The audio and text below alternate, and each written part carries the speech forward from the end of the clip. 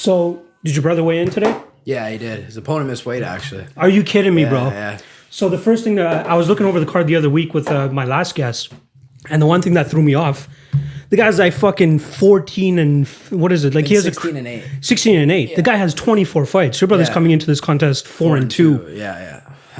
First of all, how did the commission pass that shit? And second of all, I know that your brother, both of you guys have been fucking fighting since you guys were like 12. Yeah. I mean, maybe even younger than that. Yeah. So I'm sure that the competition and level of experience that you guys have kind of match up in terms of why this guy has 24 fights and why your brother only has 6. Yeah.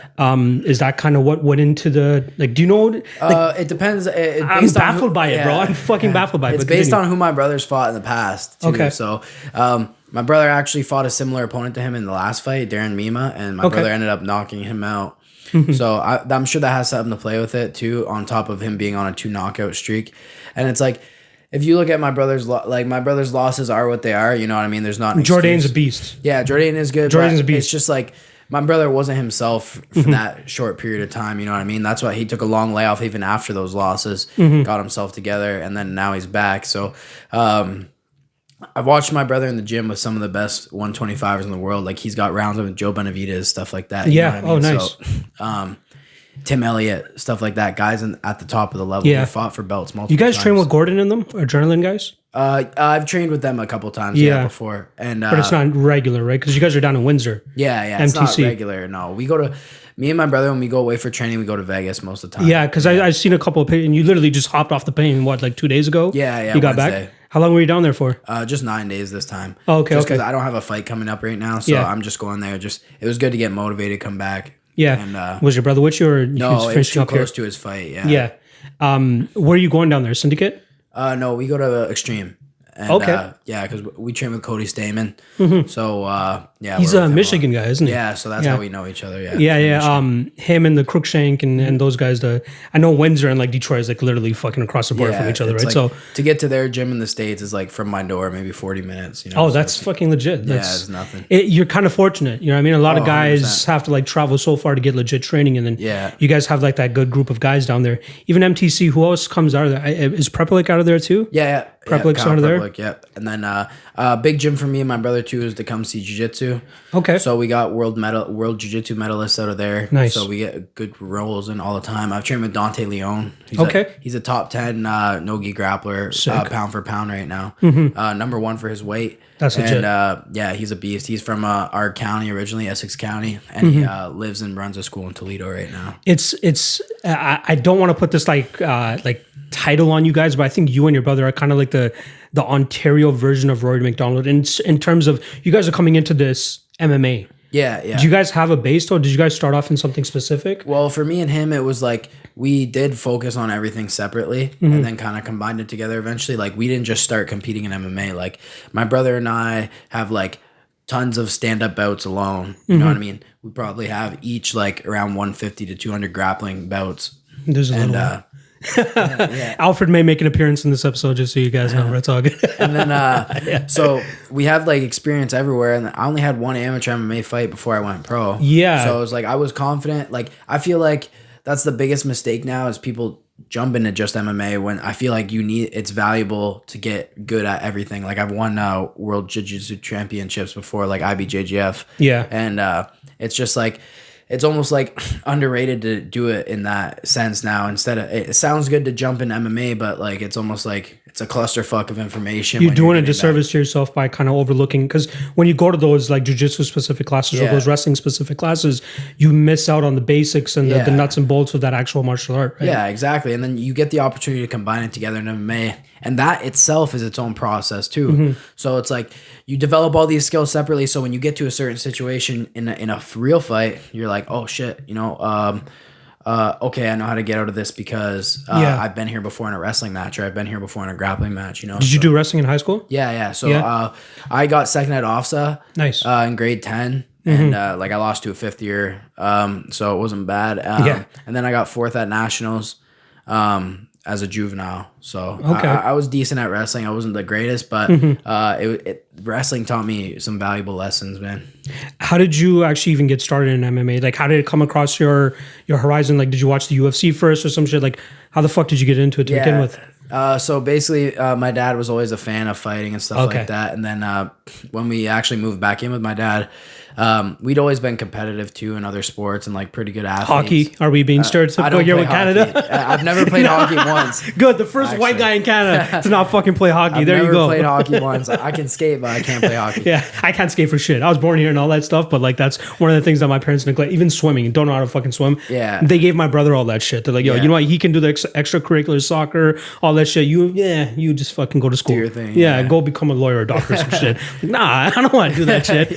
So what kind of sports and stuff were you into initially? Soccer mainly. Yeah. We mainly played soccer, but as far as high school and like grade school sports, we played everything. So it was just, Athletic from the get go. yeah, we were just athletic. And Yeah.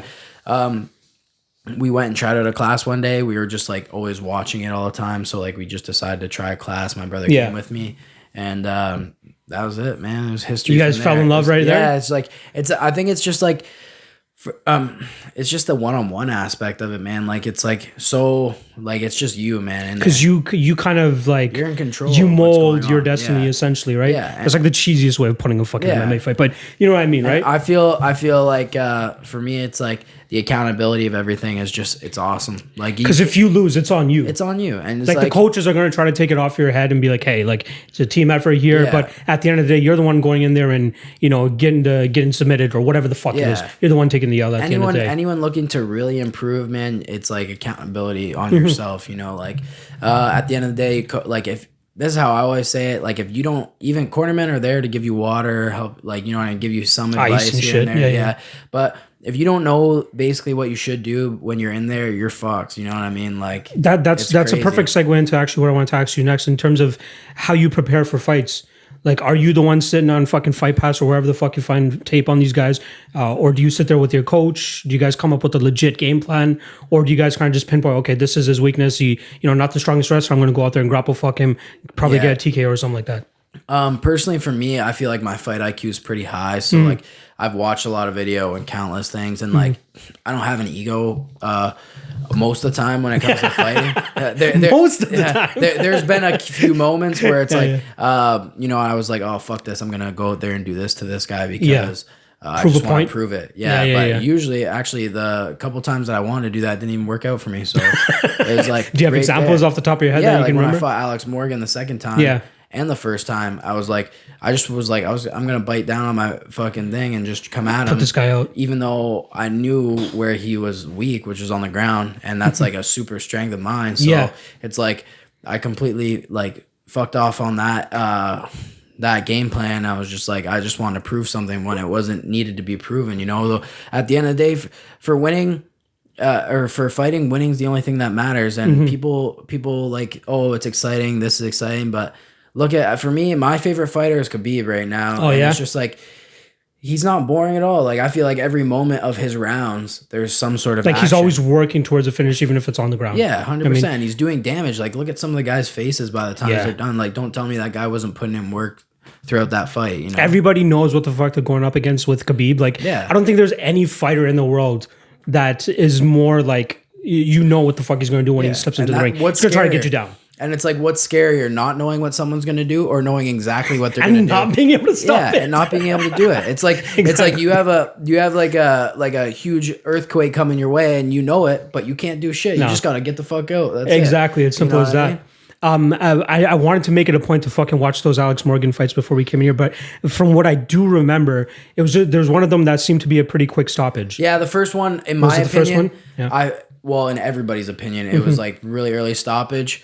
But I felt like I was winning the round and I was like getting the better of him a little bit. Yeah. And I really did feel like after I did get clipped, I would have turned it into more of like a grappling match and I would have definitely attacked that aspect of it. But Who was the ref? stopped Do early. you recall? Was it Eve? Yannick Loof. Okay. Yeah. Okay. So he got grilled and he was never allowed to ref a match for me again. Okay. Was that just a request from you simply and your coaches? It was just a whole commission thing that we got done just because it was to the point where it was like, man, like there's nobody would have stopped that fight. Yeah. Because that was your first L too, right? Or was it? My first loss was against Vince Murdoch actually. Oh yeah. That was like your third or fourth fight. Yeah, that was my fourth pro fight. And that was in like Cali or some shit? no, that one was in Michigan. Okay. But that was like a straight up win on my end. You know what I mean? Like that should You got robbed. Yeah, Is what you're completely saying? robbed. I gotta watch completely that fight. robbed. I haven't seen it though. Watch that fight. Like everybody knows it. Like because Cody was With the confidence that you're fucking saying it with though, you're like it is what I've accepted it now at this point where it's like I can't go back and complain about it. But it's just like for me, all I can do is tell someone go watch the video and you make a decision on it. Right? It was a split decision loss for me, but I won every round. Like it is like I'm boys with Vince now. Like I train with him. I seen him. I used him in Vegas when I was there, and Cody was in his corner at the time, and even Cody will be like, "Yeah, dude, I fucking he remembers I thought you won that shit." So interesting. It is what it is, dude. I can't go back and change it. But honestly, I look at it now and I go back in the past, and for me, it's just like I'm glad because that slowed my career down. And it's like I was only 18, bro. You were on a rocket ship. Yeah, like from the first like. I used to be in the Score Fighting Series days. This was like 2011, 2010. This was even before you guys even turned pro. How old are you right now? I'm 22. 22, and you turned pro when you were 17, I believe. Yeah, 17, yeah. So I remember even back then, Reno was like, yo, watch out for my boys. Watch out for my boys. I'm like, geez, I keep hearing about these guys. And then once you guys burst on the screen, you guys like, WWWW. I'm like, okay, like it's good and it's great to have that on your resume to be like an undefeated amateur, undefeated pro, whatever. You went on Fight Exchange too, and you beat a pretty hefty, he was 12 and 12. Exactly. The guy had 24 fucking fights. They're coming in with their second legit MMA fight at that time, right? And first pro fight. Yeah. First pro fight. So you need to, like, I don't ever want to be that guy that like harps on L's and try to make fucking fighters feel bad about it. No. But it's good that you came out on the other end to be like, yo, this is a learning lesson at the end of the day. You know what I mean? Like, the split decision loss, you have to know in this day and age it's gonna happen. You know what I mean? 100%. Tell that to fucking Dominic Reyes. I'm not sure how you scored that fight, but tell that to him. You know what I mean, the guy's at the pinnacle of his career and he comes out there and he thinks he wins the first round and he's like, all right, judge's decision, I got this shit. And then no, unanimous decision the other fucking way. You know what I mean? So that's one learning lesson. And then the other learning lesson, an early stoppage. You know what I mean? That gives you a chance to prepare for that potentially happening in the future. It's honestly crazy how it happened the first two losses of my career too. It was like back to back. Well, they weren't back to back, but I mean, like the two losses in to start my career, where it was like, it was almost like it wasn't beneficial for me at that point because at that age I was like, oh fuck this, I'm still the best. You know what I mean? When I lost to Morgan the second time, that's when it was like, that's when I took a step back and I was like, okay, I need to fix this, and that was like, since then I've gotten so much better in every aspect. And it's just there hasn't been I feel like a lull in my progression. I feel like it's just been super like linear at this point. I feel like I'm getting better with every fight, and it's awesome. Even your W's after that first Morgan loss were like against legit guys. Oh yeah, Spaguzza is a legit guy, 7-4 at the time, but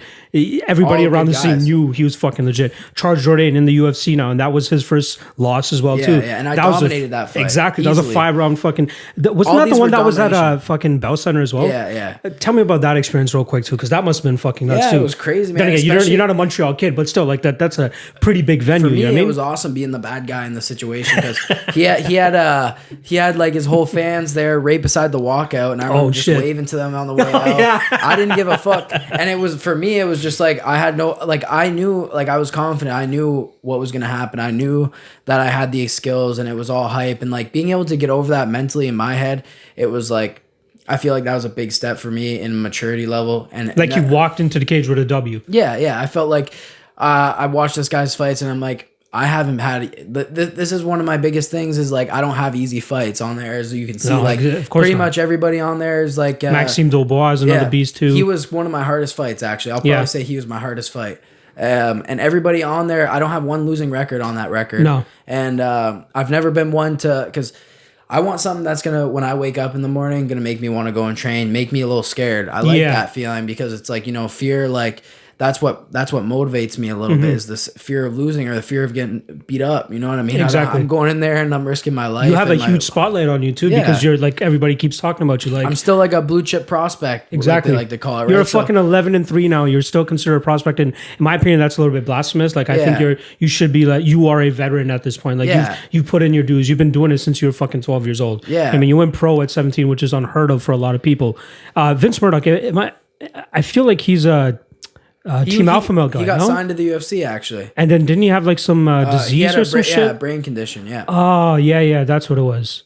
I knew I heard this guy's name before too. Yeah, so that was a legit guy that And like between those two fights, between Ivan Agenord and Vince Murdoch, was only 3 weeks. Oh shit. Yeah. What was the reasoning behind that? Did you? I was just 25-second finish. Yeah, but I had the fight signed before I even fought him. Oh yeah. So I was just like ready to run it off because. So wait, were those promotions cool with it though? TXC? Hard Knocks didn't even know that I was fighting because Vince has fought for Hard Knocks before, so they were mad. They're like, "Oh, we would have put that fight on one of our cards," and I'm like, "Nah, like I want to get this done." And TXC is right across the border, so it was right near my hometown. Basically, bro, it worked out perfectly for you. Yeah, 25-second KO, and then all right, 3 weeks later, let's get another W. Yeah, and I was like, let's get another fight. I came into that Murdoch fight super confident, obviously for obvious reasons, and yeah, I felt like it was one of my better performances, and then. Yeah, is there footage of that online? Yeah. There's there's a YouTube video of it. I'll watch it on the flip side and get back to you about that. Yeah, I do a whole show where we do where we look at split decisions and we try to see, okay, was it the right call? Was it not the right call? So after every UFC event, me and my boy just sit down, we'll fucking watch it live, tape it, and then I'll chop it up so there's not like dead air and shit. Yeah, and we try to score at the end of every round. So we like the Jones Reyes fight, we went through that right away. Obviously, whatever split decisions have happened as of late, right? You're supposed to fight Brad Katona. Yeah, I missed weight. What the fuck happened? Oh, come on. When I'm sure you were like, fuck. When I was, that's when I was 18, right? I missed weight by a lot. By a lot. What do you mean by like all right, 10 do you want to share? Dude. What the fuck, dude? What happened? I couldn't sweat. It was nuts. I don't even know. That was before I was good at cutting weight or like knew how to do anything properly. I was still 18. That's Hard Knocks over in Alberta, right? Yeah. So did you fly over there and then it just wouldn't come off? It just I got the first because I came out there knowing I was heavy and I knowing it was gonna be tough, but like there was at one point where it was like I got the first 8 pounds down, and usually I can do like the first like 12 or like 11 to 12 like without feeling like I'm gonna die. Yeah. So I was like, all right, even if I do miss weight, I'm only gonna miss by a couple pounds, like 3 pounds or something. Like the fight's gonna be good. No, I got to 8, and it just I wasn't sweating. I was like, fuck. Yeah. But that was a learning experience too, and that was like a super weird fucking time because I came off that shitty loss. Yeah. And then I missed weight, and then I had those 2 canceled fights. Well, the Maxime fight actually was pushed later. Yeah, I got just what happened to the David Hale one? Because we both had injuries. He got injured. XFFC. Damn. And I had this nose problem where I couldn't really train because my nose was just super like bleeding all the time. I got it cauterized a couple times, still was bleeding. It was like messed up. And that fight was in like Yellowknife or something. I didn't even want to really. Yeah, I was XFFC was like one of those like weirder ones from the West Coast. I didn't realize they actually went all the way up there. Where the fuck was this? Yeah, you're right. Yellowknife, Northwest like, Territories. Yeah. Let's see. The fight actually went down. Craig Shintani and Scott Hudson main events. And don't really recognize any of the other names. I guess they're probably like some Inuit fucks or something. Yeah, honestly, like just the travel time to get there was like, the whole day it would have been like 19 hours or some shit. Really to get up there, bro? Oh yeah, true. It was. I wonder how many flights actually go out to Yellowknife on a regular basis. Yeah, probably not. That's what I mean. And then. So yeah, I fought Pelche. He was a short notice replacement for Dubois. So sorry, that was actually your first fight for TKO, right? Yeah. So I signed with them in August. What was your like? You heard about TKO obviously growing up and stuff, right? It was the comeback. I was there since they started back. That's what I mean. I swear, like you and you and your brother plus the Jourdain brothers were like the ones that were like, yo, we're gonna help take TKO to the next level because we're like these blue chip prospects, exciting fighters too. Yeah. A little bit of swag with you guys as well too, which really helps. And I feel like you guys did a good job of that. Both of you guys ended up becoming champions as well, right? Yeah. I don't know if Charles did. Charles beat Morgan for. Yeah, and then you beat him to get the belt back. That's what I mean. Like, Nogueira beat Morgan, and then Charles beat Morgan too. So it's like 2 guys I destroyed beat Morgan. So when I look MMA at the math, man. Bro, when I look at when I look at the record, it kind of reminds me of like Faber with Matt Brown. Oh, he's never able to get past Matt Brown, right? That kind of what it's reminding me of there with Morgan. I'm assuming that's a fight you eventually want to get back. Oh, one day. No, he'll be. I don't know how old he is. What the fuck is he up to? He's now? 9-4. He hasn't fought since he lost last against Jourdain. I'll be in the UFC and he'll still be, picking at straws. Yeah, he hasn't fought. Yo, damn, it's closing in on like a year and a half now since he fought. Yeah, it is what it is. Sometimes you just gotta let these ones go, eh? It for is, sure. That was the whole. It is. Yeah, it's fucked, but it is what it is. That's fine, I can't bro. change it. Yeah, of course not. I'm on a good streak now, so that's what matters. To exactly. Me. So I got James Dunn. I was supposed to fight someone else originally. I forget his name, honestly. But I fought James Dunn. I beat him pretty quickly. 3.5-ish. Yeah, that was my first fight back in like 10 months or something like that. It was a pretty big layoff. Yo, 3 fights in 6 months. Yeah. PFC is like doing you up right now. Oh, yeah. They're great guys down there. And that's why I'm good. I'm getting a little rest right now. Like, just kind of chilling out and like just training and stuff. It's good because my body was a little fucked up from like cutting weight 3 times like that. That's got to be. Months. Is it tough for you in terms of like? I get pretty big. So, yeah. But like the first 2, James Dunn was super easy. Paris was super easy, but Andrew Cruz fight, I was like killing myself. That one. Yeah, it was like, but if you look at the difference, like, I don't know, it was like only 10 weeks apart. That's what I mean. Yeah, the Stanford fight and the Cruz fight is what September 28th to December 6th. So that's not even 3 months. That's like 2 months and a week, weeks maybe, or not 10 even. Weeks. Yeah, exactly. That's a pretty quick turnaround. And then I beat Paris Stanford. That was a really boring fight. I was pissed at myself. Bro, I praise you. Cheers me for that shit, because I praise the fighter for being able to call out when they. Oh, dude, I was in tears after the fight because of how boring it was. I'm not even lying to you. I swear to God, people are like, "Why are you so mad?" I'm like, because that was like not how I wanted to fight like that. Because he's like a grappler. I wanted to stand with him a bit, but at the same time, it was like. He was like super comfortable on his back. Okay. So I was just kind of like, I was literally just blanketing him the whole fight. He was trying to fight through it. Yeah, he's a black belt. He's actually where Henry Cejudo trains, Fight Ready. He's the head BJJ instructor. Oh, there. Okay. Yeah, so he was 5-1. Only loss was a split decision before I beat him. Andy Perez. Yeah, it was only loss was a split decision. He was coming over a good win against Heffernan there on LFA. And then I beat him pretty easily. That's what I mean. The judges were fucked in that fight. Fucking 1 round or a minute after in the next fight. Yeah. I just seen that too. It was bad. And Paris is a really good dude. But he's a really high skilled black belt. And I was able to beat him on the ground, which was like good for me. I was like pretty happy about that. But just super boring fight. I felt like I could have shown more. So I don't know. When I fought Cruz, that was like a super exciting fight. Like I beat the shit out of him. I watched that fight actually the other day. The one thing that I actually wanted to ask you about is Robin, and who's the other lady that was commentating? Kara. She's actually my boxing coach. Kara. I feel like I know her. Like the name just sounds so fucking familiar. She was 17-0. God damn. Yeah, she was very good. In that fight, they were talking a lot about the calf kicks the guy was landing on you. Yeah. How damaging actually was that? Did you feel like? In the moment, they didn't hurt. No. Like, obviously, I was sore the next day. Yeah. But you don't feel like it immobilizes you much, or like you didn't feel like your leg was a little bit weak or anything like that? I didn't feel it. Like, man, there's been very rare times in a fight where I felt hurt. You know, I've gotten a couple body shots before in a fight where it's like, kind of like that. But yeah.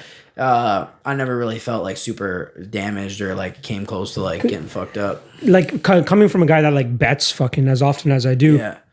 The one thing that I really like seeing in some fighters, and I think Mark D. Casey is one of the ones that I can remember right now. Yeah. They use their calf kicks so fucking. Anthony Rocco Martin, another guy. These guys use their calf kicks so often. I think that's a very important aspect that a lot of fighters should be able to adapt, just because of how much it fucks up the fighter. But seeing it seemed like this guy was landing a couple on you. Landed like 3. So I don't know why I felt like Robin kept talking about it. Honestly, I'm not a fan of Robin Black. No, I don't mind him as like a person, but I'm not a fan of his like commentating or work or nothing like that. In my opinion, but I think. To be a fight analyst, you need a little bit more experience. Not going 5-5. What? Not going 5-5 as a pro. No. Or like, isn't he 5? No, was he 5-5? No, I think he's got a losing record. But I swear he ended off at 500. Really? I love Robin. He might even watch this. I don't give a fuck, but I love him. Like I used to do work for him back in the day too. He helped us out a lot with Score Fight Series. 4-5. Okay. I'm just a hater. So I swear, he lost. He won the Charbonneau fight. I remember that fight, and then the Adam Bodwell fights were actually supposed to be our fucking SEC fight. We had him on that card, and then really? Bodwell actually pulled out a couple times. It was some kid that was like training out of his garage. Karkula never ended up fighting. Bro, Malott, right? No. That fight I was so excited for. Mike Malott against Karkula. Yeah. Bro, I don't know how much you know about Malott. Malott probably would have dusted him. That I didn't know actually, because I didn't know how too much about Karkula other than what people would tell me. Like, yo, the guy's a beast. Like he is pretty good. He was pretty good. I remember watching him fight Jesse Gross. Yes, Gross is a beast too. That was the one fight I remember. And then he just disappeared. I've heard some things. Yeah, so yeah. We'll keep it on the deal for now. But, I don't want to get any more no, shit. Malat's a fucking good dude, though. Yeah, I met him a few times. Yeah, he's doing his thing down at Team Alpha Male now, right? Yeah. Good for him. But we had him fight Alan Wilson on our card. That was actually supposed to be that was supposed to be the Carcula fight. Yeah. And then he pulled out, and then Wilson came in on like You a helped week's promote notice. that fight? I was like the logistics manager for that card. Okay. So it was like Neil Forrester. He was the one that was running it, and then I was kind of like putting together all the other moving pieces. Okay, sweet. Cody Saftik was the one doing the matchmaking. Yeah. So I was helping him out with that stuff, but I was doing like all the groundwork, like Nice. securing the venue, all that type of Oh, stuff. yeah, so you've been like in this shit for a while. Bro, I started off at 129, UFC 129 when they came to Toronto first. I got lucky and got hooked up with the head of PR for Canada. Okay. And then they're like, yo, we need help because we were getting like 300 media members. I'm like, all right, cool, I'll come help you guys out. And then I just networked. That's where I met the owner of Score Fighting Series.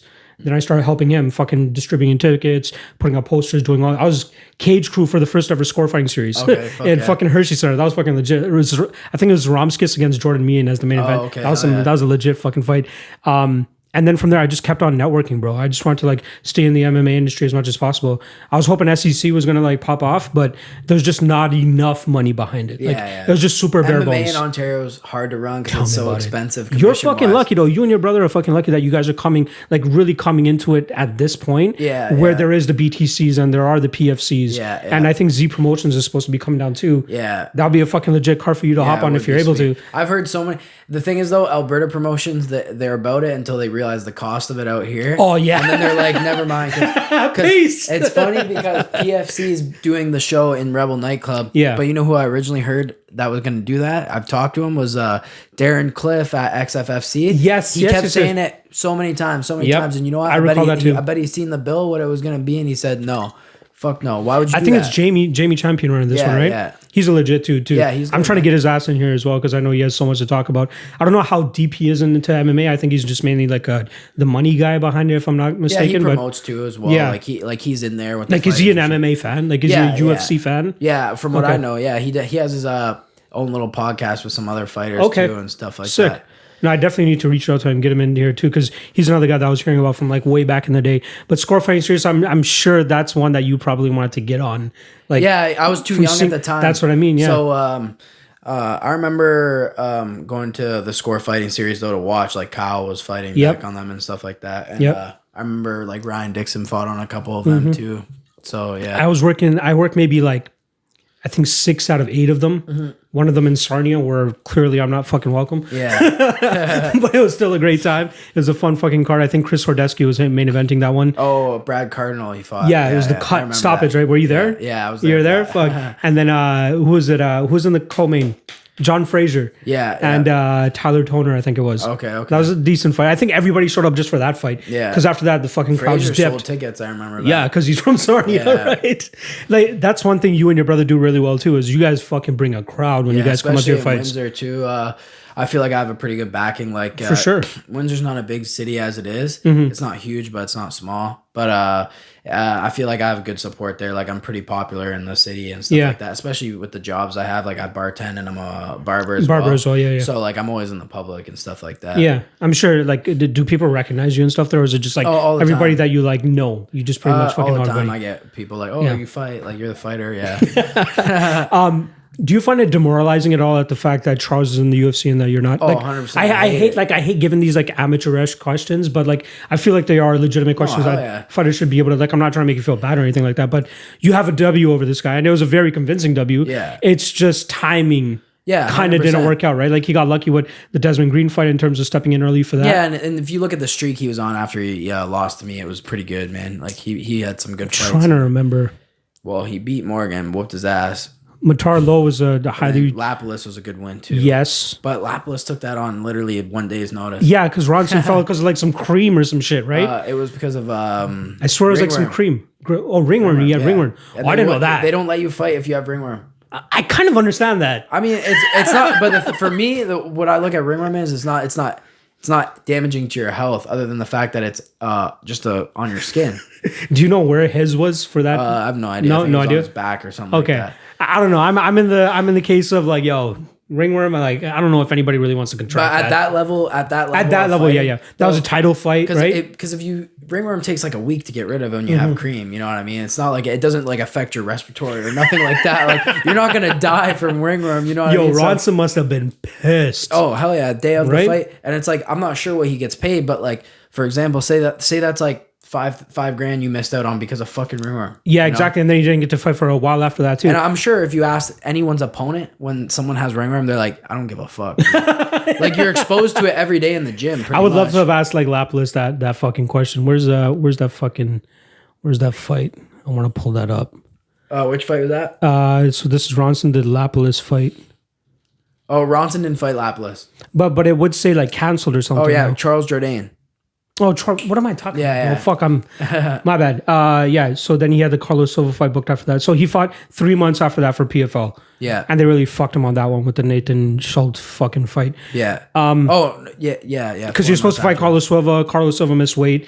And then they didn't give fucking Jesse Ronson the points. So then they put him up against like the toughest guy to fight. Champ. The former champ and stylistically the worst matchup for Ronson at the time. Him some beast at 170.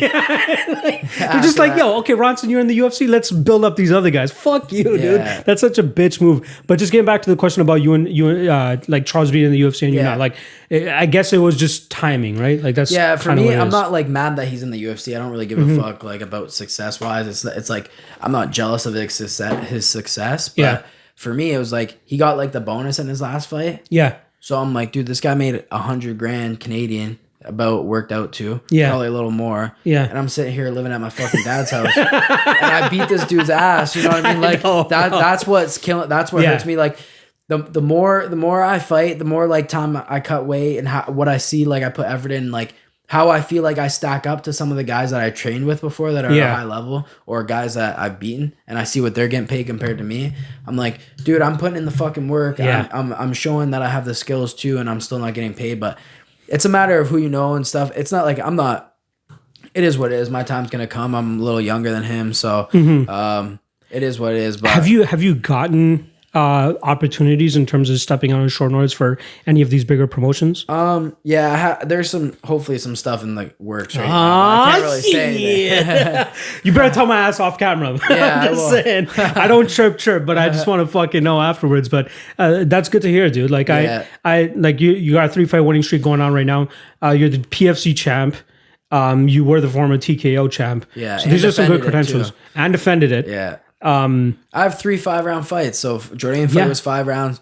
I finished that round in the 5th. Dude, the Nogueira fight was sick. Yeah, I remember watching that fight too. That was a crazy fight. And it's like he was on a 13-fight win streak. Oh shit, I didn't know that. Yeah, I just saw the amount of experience he had going into that fight. 31 fights against a 9-fight vet. You know what I mean? That's crazy.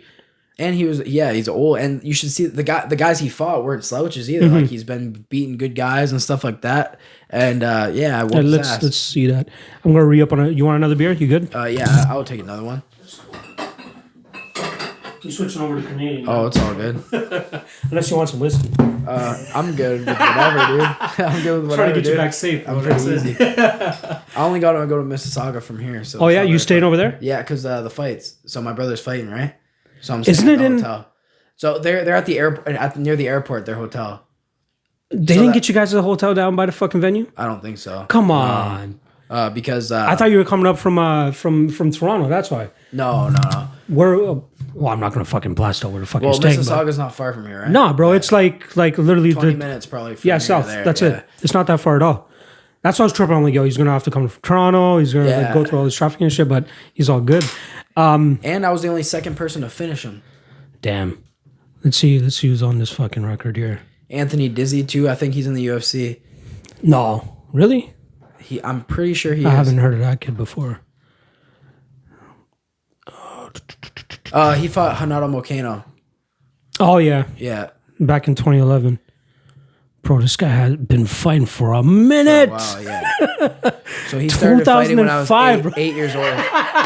I feel like this Freer guy might have been in the UFC at one point. 26-6 now. I could be wrong. Oh yeah, you're right. He fought Waylon Lowe in 2011. There we go. Yeah. So he fought That's weird that it like went past my head because that's like by the time I was like balls deep in the UFC, Mm-hmm. I recognize almost every fucking name. Like even this Anthony Dizzy guy, I do not think he's in the UFC. No, I'm pretty sure he is, man. All right, let's see.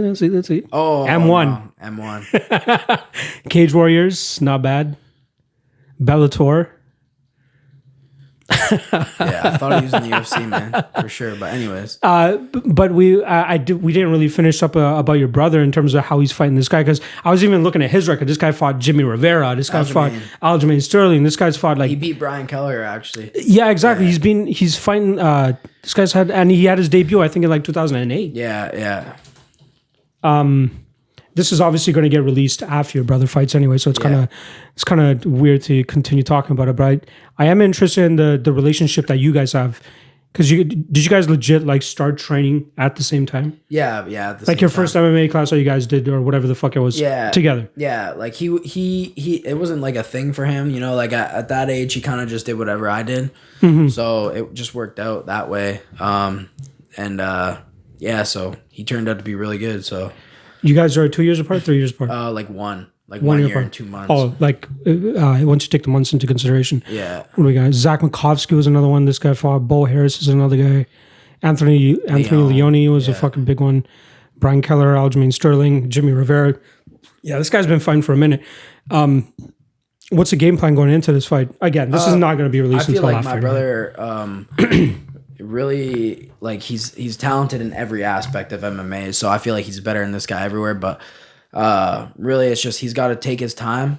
He's got to relax a little bit because he hits like harder than anybody I know, basically, Really? especially pound for pound.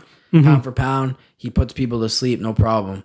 All his wins are like knockouts pretty much. Yeah, the head kick against fucking Sam DeBalk. Yeah, and it was like perfectly set up too. It's like, beautiful. It's like for him, 3 out of 4 wins by knockout. And That's crazy. Darren Eamon's never even been finished, let alone knocked out in 18 fights. It's ridiculous how much you guys actually look alike.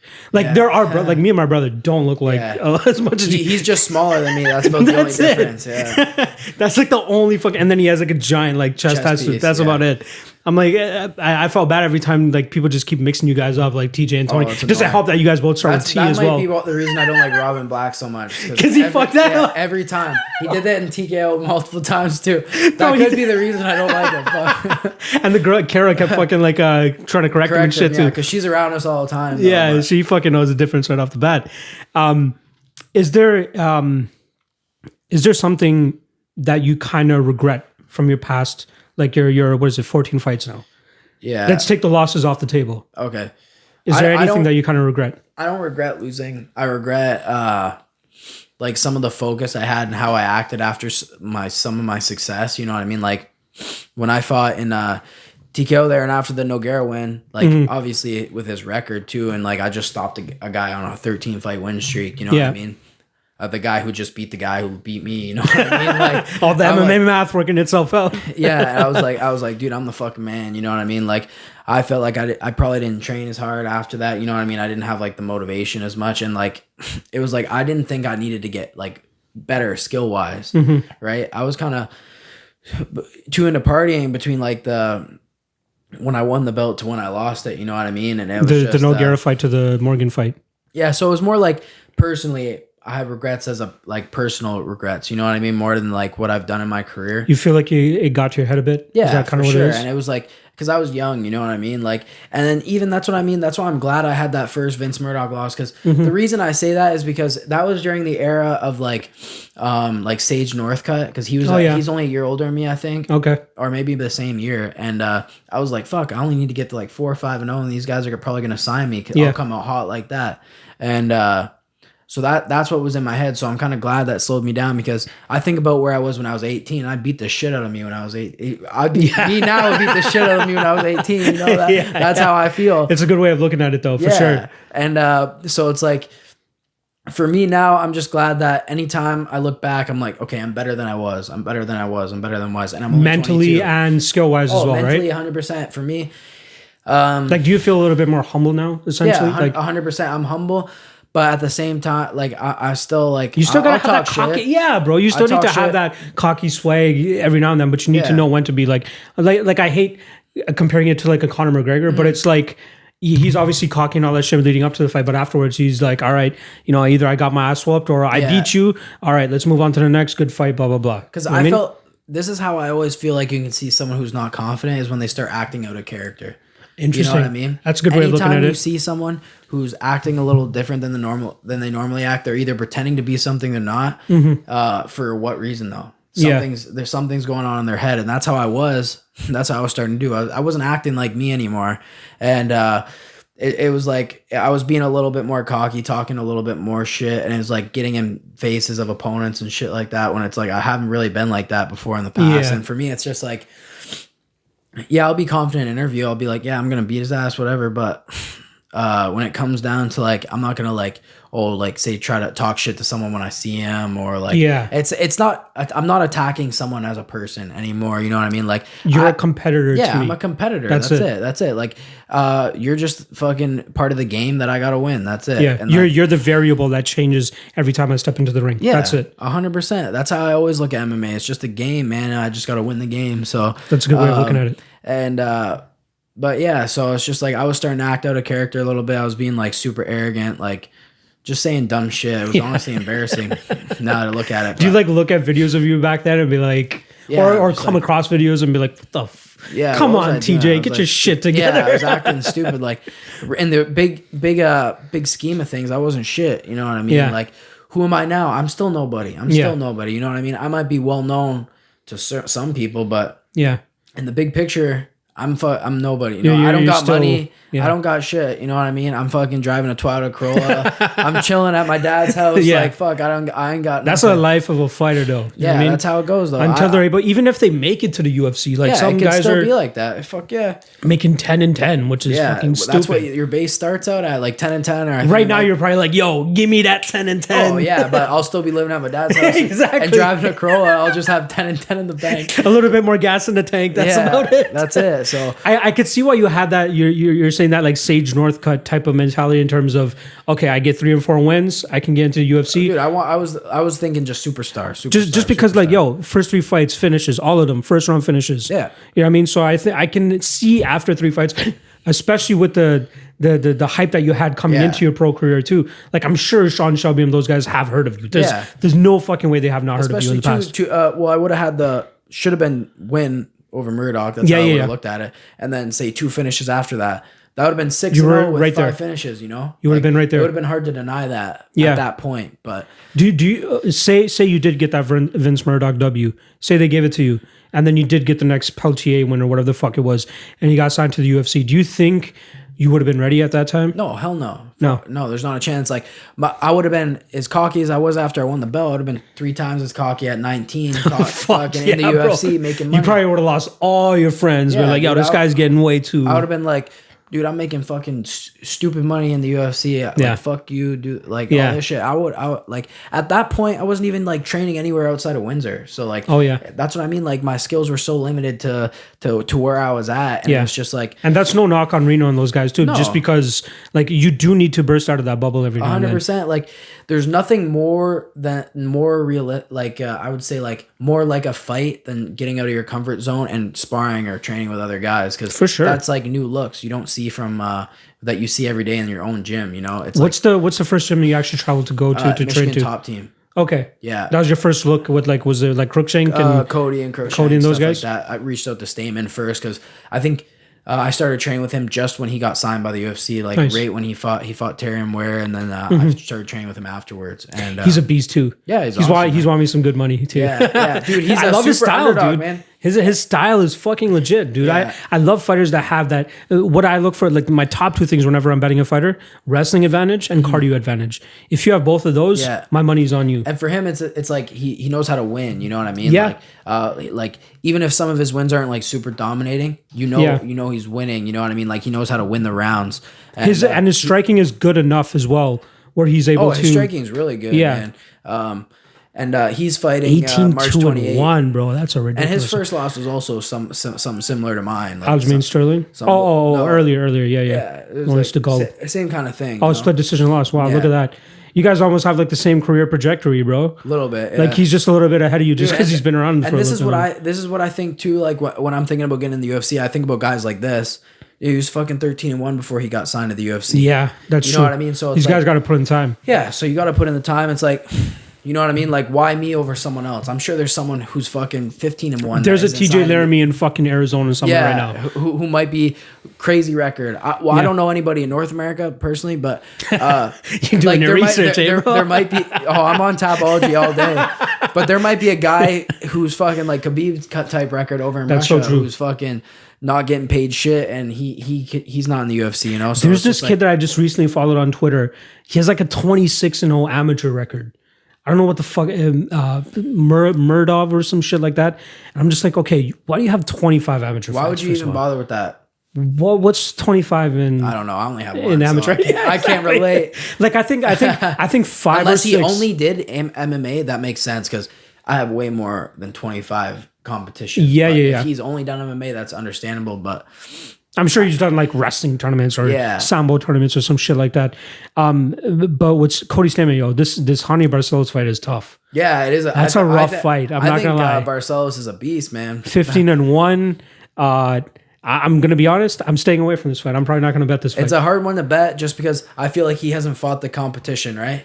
He hasn't fought guys that are super like Said Nurmagomedov. Probably biggest. The biggest win, but everybody else is like, I don't even know who the fuck Carlos Watson is. Carlos Watson jumped in on short notice. He was supposed to fight Nurmagomedov that night. Yeah, and then Gutierrez is all right, but he's no showstopper. Nope. Same with Kurt Holobaugh too. He's more of a journeyman. Yeah, and that's how I look at that. He has some good wins outside of the UFC, but then you look at I don't feel I seriously don't feel like this you got to take that narrative to a certain extent though, in terms of using the past experiences like.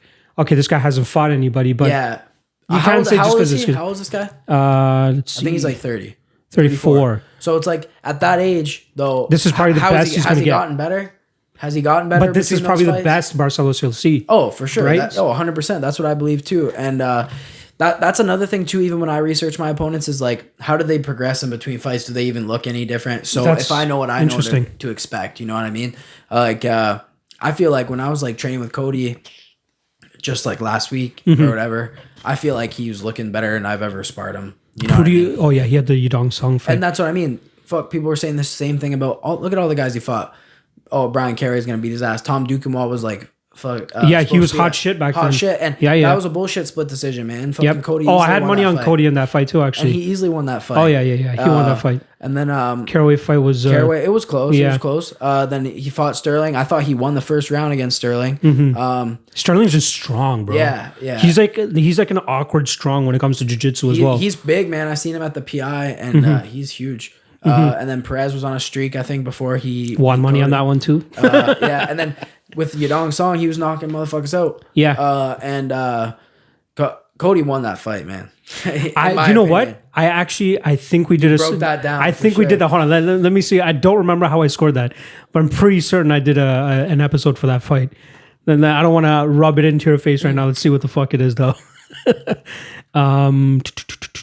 We did Riddell Mustafayev. We did Felder Hooker. I thought Felder won that fight. Felder won that shit. Thank you. I think last 3 rounds he for sure won. That's what I think. No, there was one round that I think Hooker had. I think 3. Felder won number 5.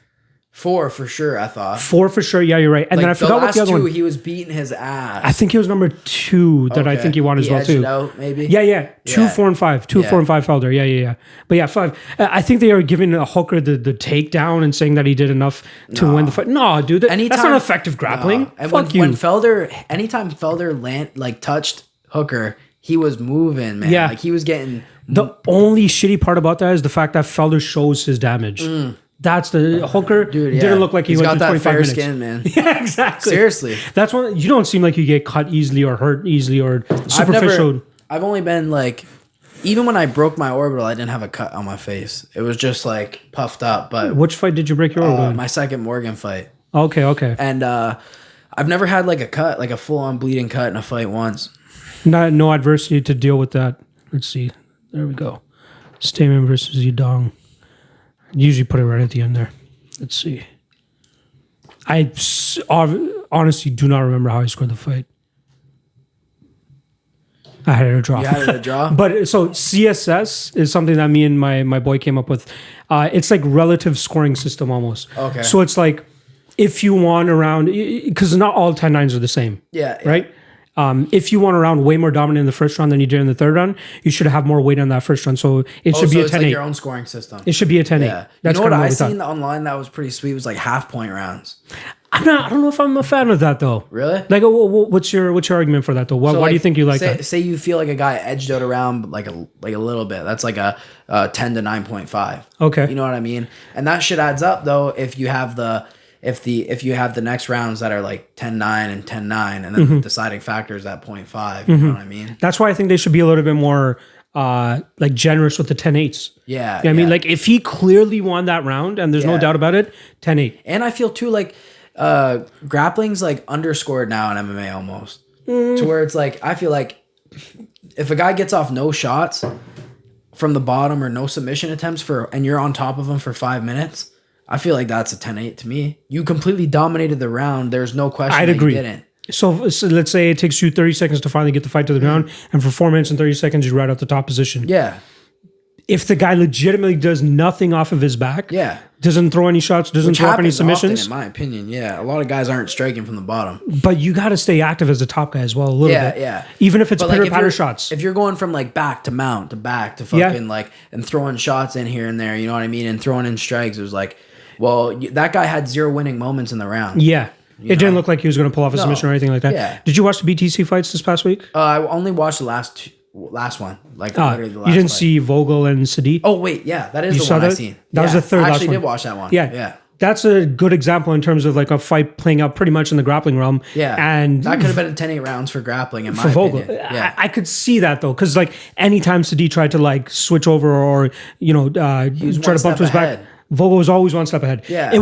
That's probably one of the best like grappling performances I've seen in terms of being one step ahead all the time. Yeah. Anytime Sadi was trying to turn, the guy's like, all right, I got your back again. Yeah. The fuck is good. That's why I think like even times where it's like someone has someone pinned up against the cage and like it's almost like they're scoring more points for people getting out of that position now than they are people who are actually engaging into the position. You know what I mean? Because at the end of the day, you're not the one controlling where you're at. Mm-hmm. You're there because that guy's putting you there. And but the damage though. But for me, it comes down to damage, right? Because it's a fight. Yeah. I know what you mean by that. You got to give him like a little bit of a notch up for getting the fight to the ground. Yeah. But what are you going to do with that? Perfect example: Edson Barboza versus Paul Felder. Yeah. I'm not sure if you remember that fight where Barboza takes him down, but Felder's just landing elbows off the back, splits him open.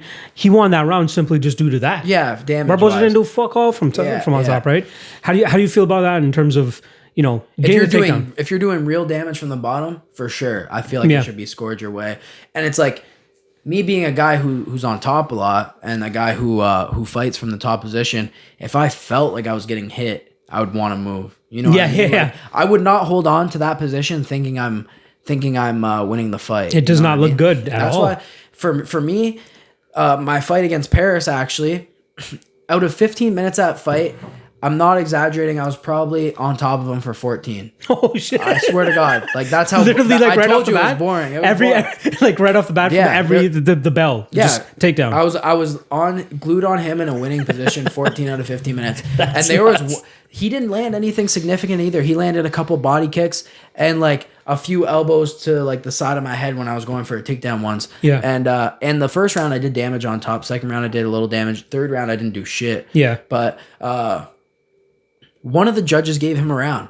So it was like shit like that is like crazy to me. It's like unless you like drop me in that 1 minute that you had of fucking like thing, you should not be winning that round. It's you know what I mean? Like it's fucking nuts. So it's like almost like either the judge wasn't fucking watching the fight or they overscored his fucking 2 body kicks in that round, you know? So it was like... Did you watch the Australia card, the Hooker and Felder card? Did you watch it in full? Like the main card at least? I get them all mixed up. Okay, Brad Riddell versus Magomed Mustafayev. Oh yeah, I did watch that. Remember that fight? That was a sweet fight. That was a sweet fight too. That was a split decision that we also covered as well. I thought Riddell won that shit. I thought Riddell won as well. I thought he won rounds 2 and 3. Yeah. Round 1 though was very interesting to me. That's one round that my boy scored for Mustafa or for Riddell. I scored for Mustafa. If you remember, I'll quickly refresh your memory. Riddell dropped him. Yeah. And then after that, Mustafa got humped him the whole time. Humped him, but he did land he landed a couple knees every maybe 10 seconds or so. Yeah. He's landing some knees, trying to stay active. And he stayed active enough in the top position where the referee didn't even try to separate them. But did you think Riddell won the second round? I thought Riddell won the second round and third. Because that's what I thought too. Yeah. I didn't think he won I thought the first round was up in the air. Okay, I wanted to get your perspective in terms of do you think getting dropped once? And I tried to even take into consideration the follow-up shots after the drop as well. Because it's how close was the ref to stepping in? Exactly. He hit him with 2 more shots after he dropped him. Yeah. But after that, Mustafa reverses the position and lays on him and lands consistent enough shots. So do you think, dropping a fighter once, the first minute was a lull and then he drops him, lands 2 good shots and then gets grappled fucked for 3 minutes and 30 seconds. Who do you think should win that round? I think the grappler wins, especially if he's doing some damage on top. And I feel like he was going for that's a grappler's mentality. But I feel like he was going for some submissions too, wasn't he? He might have been. I can't totally remember. I just remember him not letting go of a body lock and just continuously kneeing him. But he had his back. He had some sort of dominant grappling position at some point afterwards. So it was like, what did you do with the damage? You didn't do much. Yeah. It didn't really lead to anything, you know what I mean, for you, right? So I feel like in that aspect, I feel like the grappler wins. But the difference in round 2 was the fact that he wasn't as offensive with his grappling. Yeah, he had a couple close positions that were he almost got him. Yeah. But Riddell was moving him with shots. He was fucking him up. And he was hurting him too. Yeah, he was hurting him. How close did you follow the UFC? I've watched pretty much most of the fights. Like prelim to fucking main card? If it's a talked about fight, especially any featherweight fight, I watch that shit. Potential opponent. 135 and featherweight fights. I'm always. Are you talking about potentially going to 135 in the near future? Maybe we'll see. Are you kidding me, bro? You seem like a little tick boy. You know what I mean? Oh, dude. Yeah, we'll see. It's a matter of consistency, and I'm working with Dr. Callum now, so he's helping me. Oh yeah. He did a lot of good work for those guys down in Hamilton and stuff too. Yeah. No, I keep hearing about him. He worked with my guy Neil and Hordat a couple times as well too. Yeah. Oh, dude, I remember. That's your boy. Dude, I thought he whooped Kyle Nelson's ass. Thank you. That's where I remember SEC from. Actually. Yes, that was a sick fight. He beat Kyle Nelson's ass though. I thought he beat him 2 rounds for sure. Yes. Like he dominantly won 2 rounds. I gotta watch the fight again because it's been fucking almost 9 years or some shit. But I remember him winning that fight. Yeah. But they gave it to fucking the monster. Obviously, I hated him after that. I'm not a fan of him anyways. I think you don't like Nelson? Nah. Interesting. Did you guys have a run-in or something? Or? Oh, we've talked a few times like that. Yeah. Interesting. But I'm not trying to get some TMZ shit going. I'm just it's fine. I don't really curious. care. Honestly. I'm not gonna soundbite this shit. It is what it is. You can. I don't give a shit. I don't know, bro. I don't do that. That's one thing I don't want to do with the podcast. To be like, yo, he just talks shit about Kyle Nelson. Nah, I don't give a fuck. And but for me, I remember him I wanted to fight him before. I remember being like, Reno, oh, Rory's right there. Ask him what's up. Why can't we fight fucking Kyle Nelson next? It was after my first TKO fight that I wanted to fight him. And dude, they were not about it. And it's look at his record, man. He takes easy ass fights 99% of the time. Let's do a quick audit because I won't call my boy Neil and Hordat an easy fight. No. But outside of that, I know what you're talking about. Dude, he fought a guy. He was fucking 7-1 and fought a guy who was 0-0. What? I swear. Let's see this. Okay, so first couple. Dubois, he fought Hordat in his 4th fight. Halkias was a guy that was kind of highly touted as well. He was tiny though. Halkias was a little dude. Yeah, man. I remember hearing a lot about him. Ainsley Robinson was 40. That was SEC 2. That was our second event. Dude, were you? No, you weren't there for that. No. Bro, have you seen video of it? Mm-mm. Taps him out, puts him out. I mean, not even tap. He put him out. And Ainsley's son jumps into the cage, somehow gets past all of our security, jumps into the cage like, oh my God. Oh, he's tripping out about his dad fucking being out. We're like, what the fuck? I'm looking over. I'm like, yo, security. The fuck? Yeah. But that's a fight game. And then he loses to Adrian. Yeah. I've trained with him before. Oh, okay. Gabriel Manuka is who you're talking about. Look at this shit. This is their fucking, what is it? What's that country they go? Romania. Yeah, setup fights. That's what I call it. Thanks to Krulin. Shout out Krulin. Yeah. Look at that guy. All his wins. 0-0. Wow. 0-0. Wow. How do you go into Why do I have Halkias up? Yeah. Look, he didn't even fight after he fought Kyle Nelson, Helkias. So that Yeah, that's true. He wasn't about it. So you got 7-5, 4-5. Okay, Jonathan Brookins was whatever. I thought Brookins won. Oh yeah. Then you got 0-0, and then Conor Worthy's a good win. In the UFC now, just finished Devontae Then Smith. you got 4-1, 4-1 guy for RXF again. Yeah, that's that Romania league. They even had this guy Nikolai Nemogoriano or whatever the fuck his is. Yeah. He fought Saperbeg Safarov last time around. The guy was just dusting dudes at RXF, comes into UFC and then just gets grapple fucked by this low level light heavyweight who's now a middleweight who's fighting tonight actually. So he was actually 8-1 when he he should have been 9-1 when he got in the UFC because those 3 wins don't count. If I'm being honest, any RXF fight don't count. Bro, then, I love the bluntness. I fucking love it. And then Matt Salas beat the shit out of him. Yeah. Matt Salas is just... Let's give him this though. He had some success in that first round against Fajeda.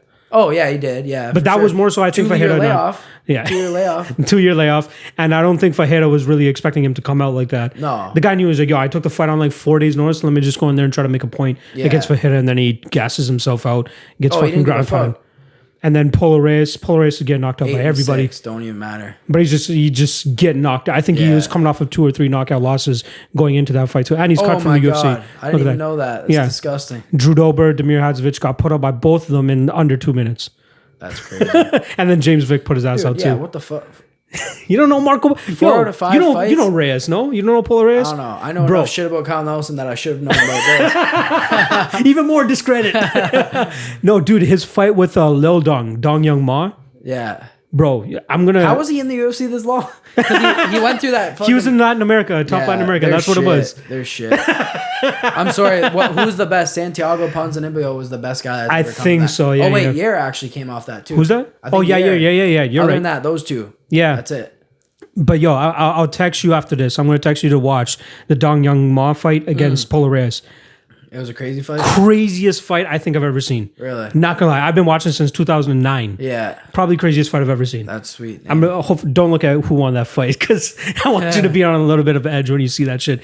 But yeah, how do we even talk about Kyle Nelson? Anyway. How do we get to that? Oh yeah, I talked about Nealon Hordat. And then you're like, yo, I thought he won that Kyle Nelson. I agree, dude. Because that was essentially SEC was like our Grant's MMA card. Okay. Like I used to work at Grant's. That was another job that I used to have. I used to be a GM over there. And that was kind of our way of being like, all right, we want to get all of our guys fights. Build them up a bit, yeah. Not even just build them up, just get them fights, bro. Ontario MMA was a wasteland at that time. There's nobody doing shows. Score Fighting Series just, fell off. Or got fucking Rogers bought him out or whatever it was. And we're just trying to get our guys fights. Abdullah Taimori was another guy that we're trying to get fights. Okay. Have you ever trained at Grants or talked to anybody from up there? No, Todd Stout a little bit. Yeah. Yeah. You guys train together or something? No, obviously you guys got to train TKO, together. I met him a couple times. Oh, yeah. Cool dude. You know what I mean? Yeah, I like him. I don't mind him. I don't know him enough to have an opinion, right? Yeah. No. I've had nothing but good dealings with the guys too. I've helped him with like his medicals and shit. Yeah. Like when I used to work out there, I tried managing the guys too to get a little bit more experience on my end. Yeah. I didn't know what the fuck I wanted to do in MMA, to be honest. Like I just knew I wanted to be in MMA. Part of it, yeah. Somehow, I'm not a fighter. Yeah. The most I do is fucking go hit the bag every now and then. You're not gonna come and be like, oh well, when I had this one street fight, I did this and shit like that. Exactly. Fuck. Nah, bro. My stomach says KFC right now, not UFC, so it's all good. What else do you kind of like envision for yourself for 2020? I know you got some shit. I'm going to be in the UFC by the end of the year. 100% it's going to happen. Because there's no fucking way I go more than one more win without getting in. You'll be four straight wins if you get another W. 4 straight wins, 12-3. Yeah. At 22. I always thought my age was a big push for me. I would agree with that. Because like there's no Canadian even close to my age. Everybody else is almost fucking 30. Or like close to. The one name that I'm so pissed that's probably never going to get into the UFC, and I kind of consider it my boy, Jesse Arnett.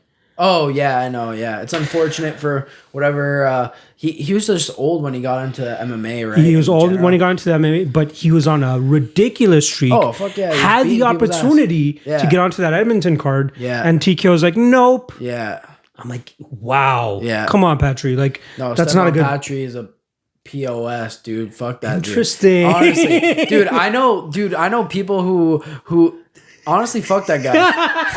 I know people whose checks have bounced after getting paid and shit like that. Anybody who's dealt with him for long enough has nothing good to say about him. I remember he had a S1 which was like yeah. a kickboxing thing that I used to do, right? I was supposed to fight Maxime Dubois in there before. For kickboxing or MMA? Kickboxing, S1, right? Yeah. And then I'm glad I didn't end up taking the fight because the event got canceled the day of. Yeah. we had Todd that was supposed to fight on that card. Went down there and then they're like, "Yo, I got canceled." Yeah. It's like, wow, that's such a bitch. And then he brings back TKO for how many events did they do? 10, 12, something like that. Something like that. I don't think they're coming back. Yeah, There's like no way they can be at this from point. everybody that I have in here that kind of knows about TKO, everybody tells me something different. Yeah, and it sucks because he technically has a lot of people locked down on contracts still for however long. I don't know how much. I don't get that, holds, bro. I don't get that. Why the fuck you signing these guys to exclusive contracts? I don't know. I heard there's like part of his contracts now is like your UFC out is if he's like your management. That's your UFC out. What?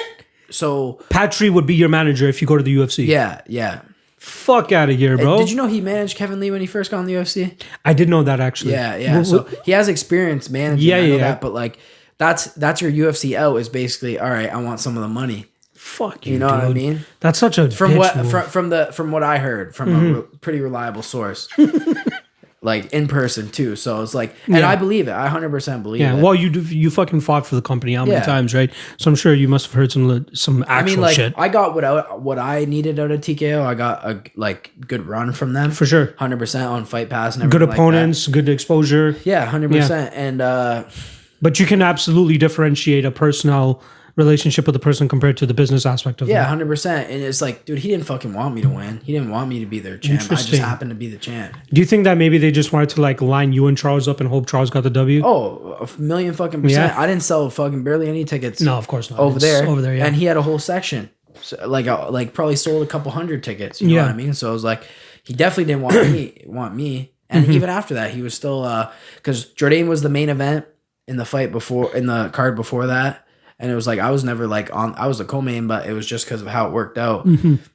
It was like he was always putting Jourdain at the top of the card or on the poster or something like that. Like that's what he was aiming for. Yeah. Right? Like, and it was because after I came off that loss to Alex Morgan, I beat Jimmy Spacuzza. It wasn't like a super exciting fight. I did dominate the fight and I finished with a submission. But if you're coming off that fight, nobody's going to be like, oh, Jourdain, the guy who I think he probably had 5 knockouts out of 5 wins. And they were probably like, oh, TJ is just going to get dusted. And then I didn't. So I knew going into that fight that you were probably going to get the W. To be 5 honest, finishes. He had 5 finishes. Will Romero was a pretty decent one, considering I like Romero. Yeah, you can talk shit about him if you want. I don't have anything bad to say about No, Romero. he's a I great just think guy. he was like old and like Yeah, exactly. that's all. It was. Like that's 2017, and he was fighting like Score Fighting Series days for us, and having like before that very fun too. fights. Oh yeah, that too. And then Yeah, Matarlo. yeah, so like that's a guy who built his fucking record up too because you got Morciano there was only 3-2, but like 3-2 from France doesn't mean shit. You know what I mean? Like, of course not. That scene it's not is even legal. completely there, so different. Europe MMA is pretty weak. Yeah. They've got fucking Cyril Gane come out like first pro fight, title fight. But that's a guy who could. That's a guy if you get train like he's just a freak athlete. Oh, for sure. Just watching that guy move, how fast he was. Like seen him warm up at TKO before. I was like, holy fuck, dude. Insane. Like like the genetics and physics of it just does not make sense. If that guy was in America, he'd be on the NFL or the NBA court, 100%. Like that's so guaranteed. True. That's a very good point actually. Like he's kind of I don't know if you can call it lucky. Like. Because he would have to go through the whole NFL grind, the NCAA grind, and he may not have made it there. He never had that because he was in Europe. Exactly. But now he's one of these freak athletes in a division that's like the dinosaur division. Yeah. You know what I mean? Like you could be champion if you're fucking 42 years old. DC's probably going to be champ again too. You know what I mean? Like that's probably what's going to happen. And he's lucky that he has that. I think Cyril Gane will be a heavyweight champ. Yeah. I like the way that they're bringing him up though. Yeah. Slow and steady. Slow, but they're giving him fucking nice fights though. Like he just pulled out though. He's supposed to fight really? He's supposed to fight Shamil Abdurrahimov. Okay. In April, and he just pulled out. I don't know why exactly, but he had to pull out. He still had 3 fights for the UFC in last year or so, something like that. Yeah, Tanner Bose was one of them. Tanner Boser, he fought 2 Brazilians, I think, or maybe just one. Yeah, but one of them. I'm trying to remember exactly what it was. I know he fought twice in like a month, or like it was like 2 months, something like in that. the UFC or back to back. I remember him fighting really quick. He may have like jumped in like short notice on somebody. That's the joy about being a heavyweight. I'd fight more often too if I didn't have to worry. You know, about you weight, have to call weight. He's It's like 6-0 now. when you're telling a guy that, So he fought Pessoa and then Dontel Mays. Oh, that was like 2 months apart. And then Tanner Boser after that. I took a little poke on Tanner Boser, I'm not going to lie, because he was such a huge underdog. Yeah, he was minus 600 favorite. Tanner Boser was like plus 500. Too. Exactly. I'm like, yo, Boser has experience. He's fought like all these Russians and shit. Plus 17-5-1. And Boser was like plus 500 or something. Like, you know what? I'll pour a little bit of money on him just for the shot. So who do you have for the Zhang and Joanna? So I'm predicting Zhang to win. Oh, yeah. But the odds are getting a little crazy, bro. Let me see what the odds are. Because I'm putting money on this fight. I don't bet. This is gonna be my first real bet. And that's this morning I put money on Joanna. What do you use? I use Bet365? No, I used to use that. I use Bookmaker, Sportbet, and Pinnacle. Those are like the three best in my opinion. Sportbet gives you like look at all these prop odds that you can get. It's mainly through Sportbet that you would be able to get win by knockout for who? Zhang. Is that what you're betting? You got the lock of the night play here from TJ Laramie. Let's see. Zhang by knockout. I thought interesting. Let's see. I think you might get like plus 200-ish for that. That's fucking crazy. By TKO is plus 165. Plus 165. It was to win inside the distance. To win inside the distance, which would be kind of shorter, plus 125. Okay. So that covers if she gets a submission as well. Oh, okay. I personally, for me, my prediction is she's knocking her out. You think so? I'm the biggest Joanna fan too, which is the crazy interesting. Thing. But Wiley was in at the PI training when I was there, and I've never seen a girl hit that fast and hard in my entire life. I swear. Damn, bro! Don't tell me that after I make the fucking Joanna bet. I don't think Joanna wins. Honestly, I swear, because the thing is, it's like I could see if Joanna, if Wiley was just a brute, like kind of like a Jessica Andrade, where she comes in and she that's hits the difference hard, between them. She hits hard, but she's not as skilled, you know. But and technical Wiley and is sharp. Fucking technical, man. Like she hits like a truck. Like watching her crack pads, I was like, damn, you know. I honestly feel like if she touches her, she's going out. Like that's what I think. I think I absolutely see that, which is why I am predicting her to win, but I think the odds should be a little bit closer than they are. And as a long-term bettor, you kind of want to be betting the number, not the fighter. Yeah. So if you think the odds are far too long, like the Tanner Boser fight, that the odds are too long-term, it should be a profitable strategy. Yeah. You know who I almost put money on that was crazy was Kama Worthy versus don't tell me you almost bet on Smith. No, I almost bet on Kama Worthy. Just because I seen the odds, and I was like, dude, what if I just I'll just put like fucking like $20 down and I'll win like it's like $160 or something like that. Yeah. Because I think it was like plus 800 or plus 600 or something like that. Something crazy. It was insane. No, for sure. Absolutely see that. Other bets I have tonight is Benil Dariush is my lock of the night play against Ricard Close. You know much about Close? I seen him at the PI, but I don't know much about him. He's pretty good. He's from he's from Fight Ready now. Yeah. Well, he's from Michigan, but he fights out of Fight Ready. Just don't think that like his wrestling is decent and he has good wrestling credentials, but he's getting taken down. Dariush? Yeah. Dariush is going to out-grapple him more. And his striking, I think, is better than Close's as well. His striking has gotten so much better since he's come into the UFC. Yeah, I'm not sure what Close is, like who he's fought. The only fight I've ever watched of Close was when he fought Dai Keys. Oh, yeah. I've ever seen. Way back. That was a little bit further back. Max Griffin's fighting on this one? Yeah, against Alex Oliveira. I thought he had some decent value at underdogs. This card's awesome. Neil Magny's fighting too? Bro, I'm excited for this card. Mark Madsen's a beast too. He was in... I took a small underdog shot on Hubbard. Yeah. Yeah, I know Madsen's credentials in terms of like wrestling and shit. Yeah. Stupid, but... And he's moving down to 155 for this fight. Yeah, he's like a tick boy for sure. Yeah. But in terms of gas tank, I don't believe in it. I think Hubbard, I haven't watched Madsen fight. Yeah. The only fight I've even watched of Hubbard was when he fought Preplik. Oh, true. And he showed decent skills in that fight too. At least because he was getting his ass beat in the first round. Yeah, and then what Madsen? He's mainly like the generic wrestler. Adolfo Vieira. That's the BJJ guy. Yep. He fights in the UFC. This is his second fight in the UFC, bro. What the hell? I didn't even know that. That's crazy. Okay, so you watch UFC a little bit. I watch, but he subbed somebody in his first fight. That's nuts, man. It looks like he has a horrible gas tank, though. Oh, yeah. Yeah, because I'm surprised he passed the drug test. I tweeted that earlier this week. I'm like, on this week's episode of Where Did All the Mexican Supplements Go? Rodolfo Vieira just fucking shredded to shit. Wow, his nickname is the Black Belt Hunter. Are you kidding me? Look at this picture, bro. Oh, no. He's only 30? Oh, I thought he was older than that. Yeah. Yeah, he beat Oscar Piachota. What's he fighting at? 185, 205? This is 185. Saparbeg Safarov is actually going down in weight. So that's his first fight at middleweight. Duran went against Yoel Mearshart. I got a little bit of money on Mearshart as a dog.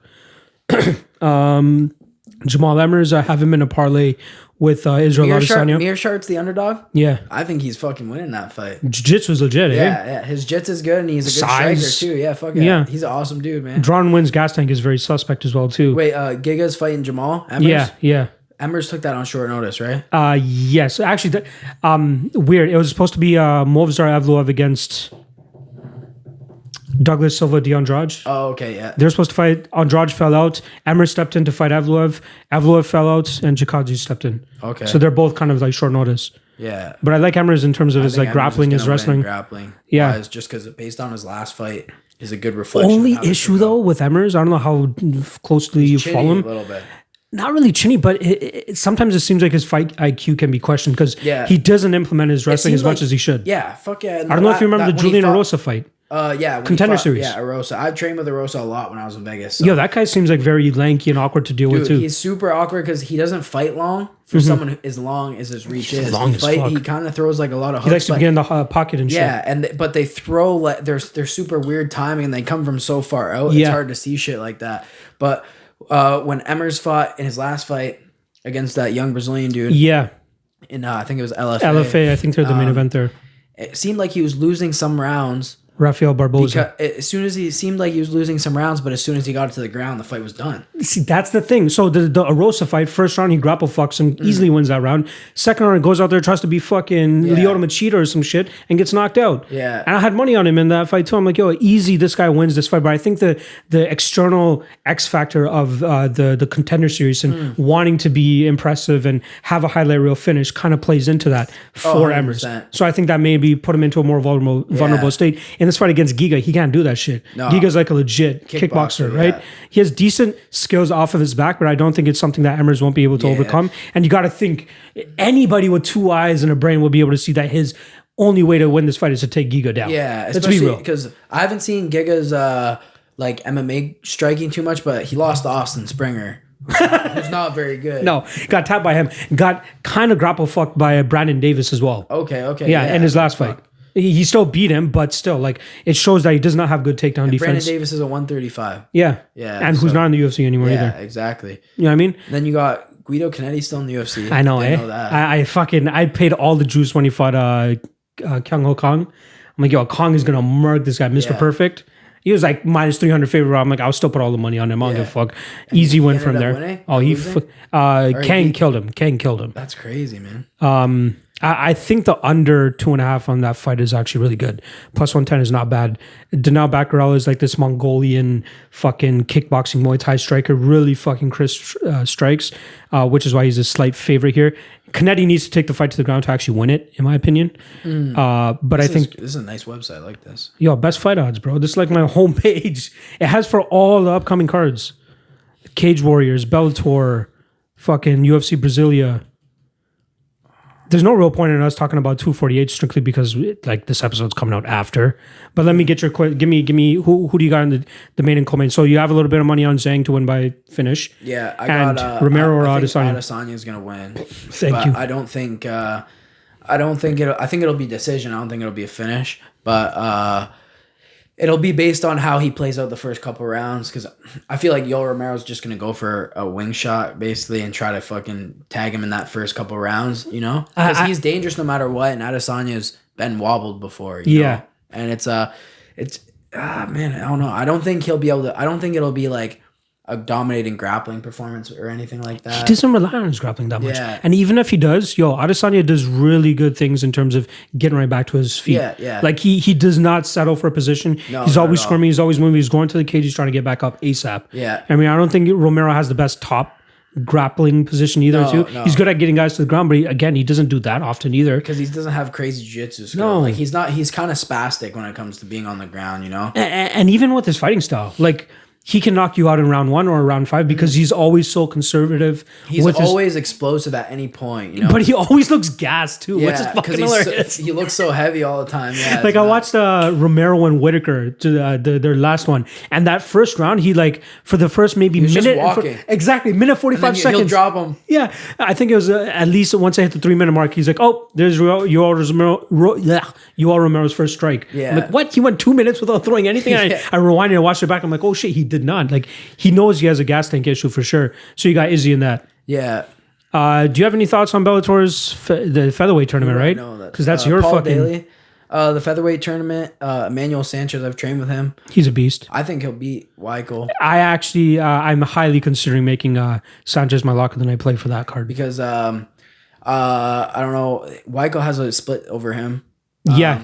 But that was earlier. The streak that each of them have been on, though, like Emmanuel's hasn't stopped. Way better. Sanchez is looking way better. He arguably almost won the Patricio fight. Yeah. That was close too. Very arguable. And he's really good. I didn't even know Honey Marks fought for the Bellator. Bro, this guy's gone from like middleweight to heavyweight. Like that's called not giving a fuck. Dude. Nope.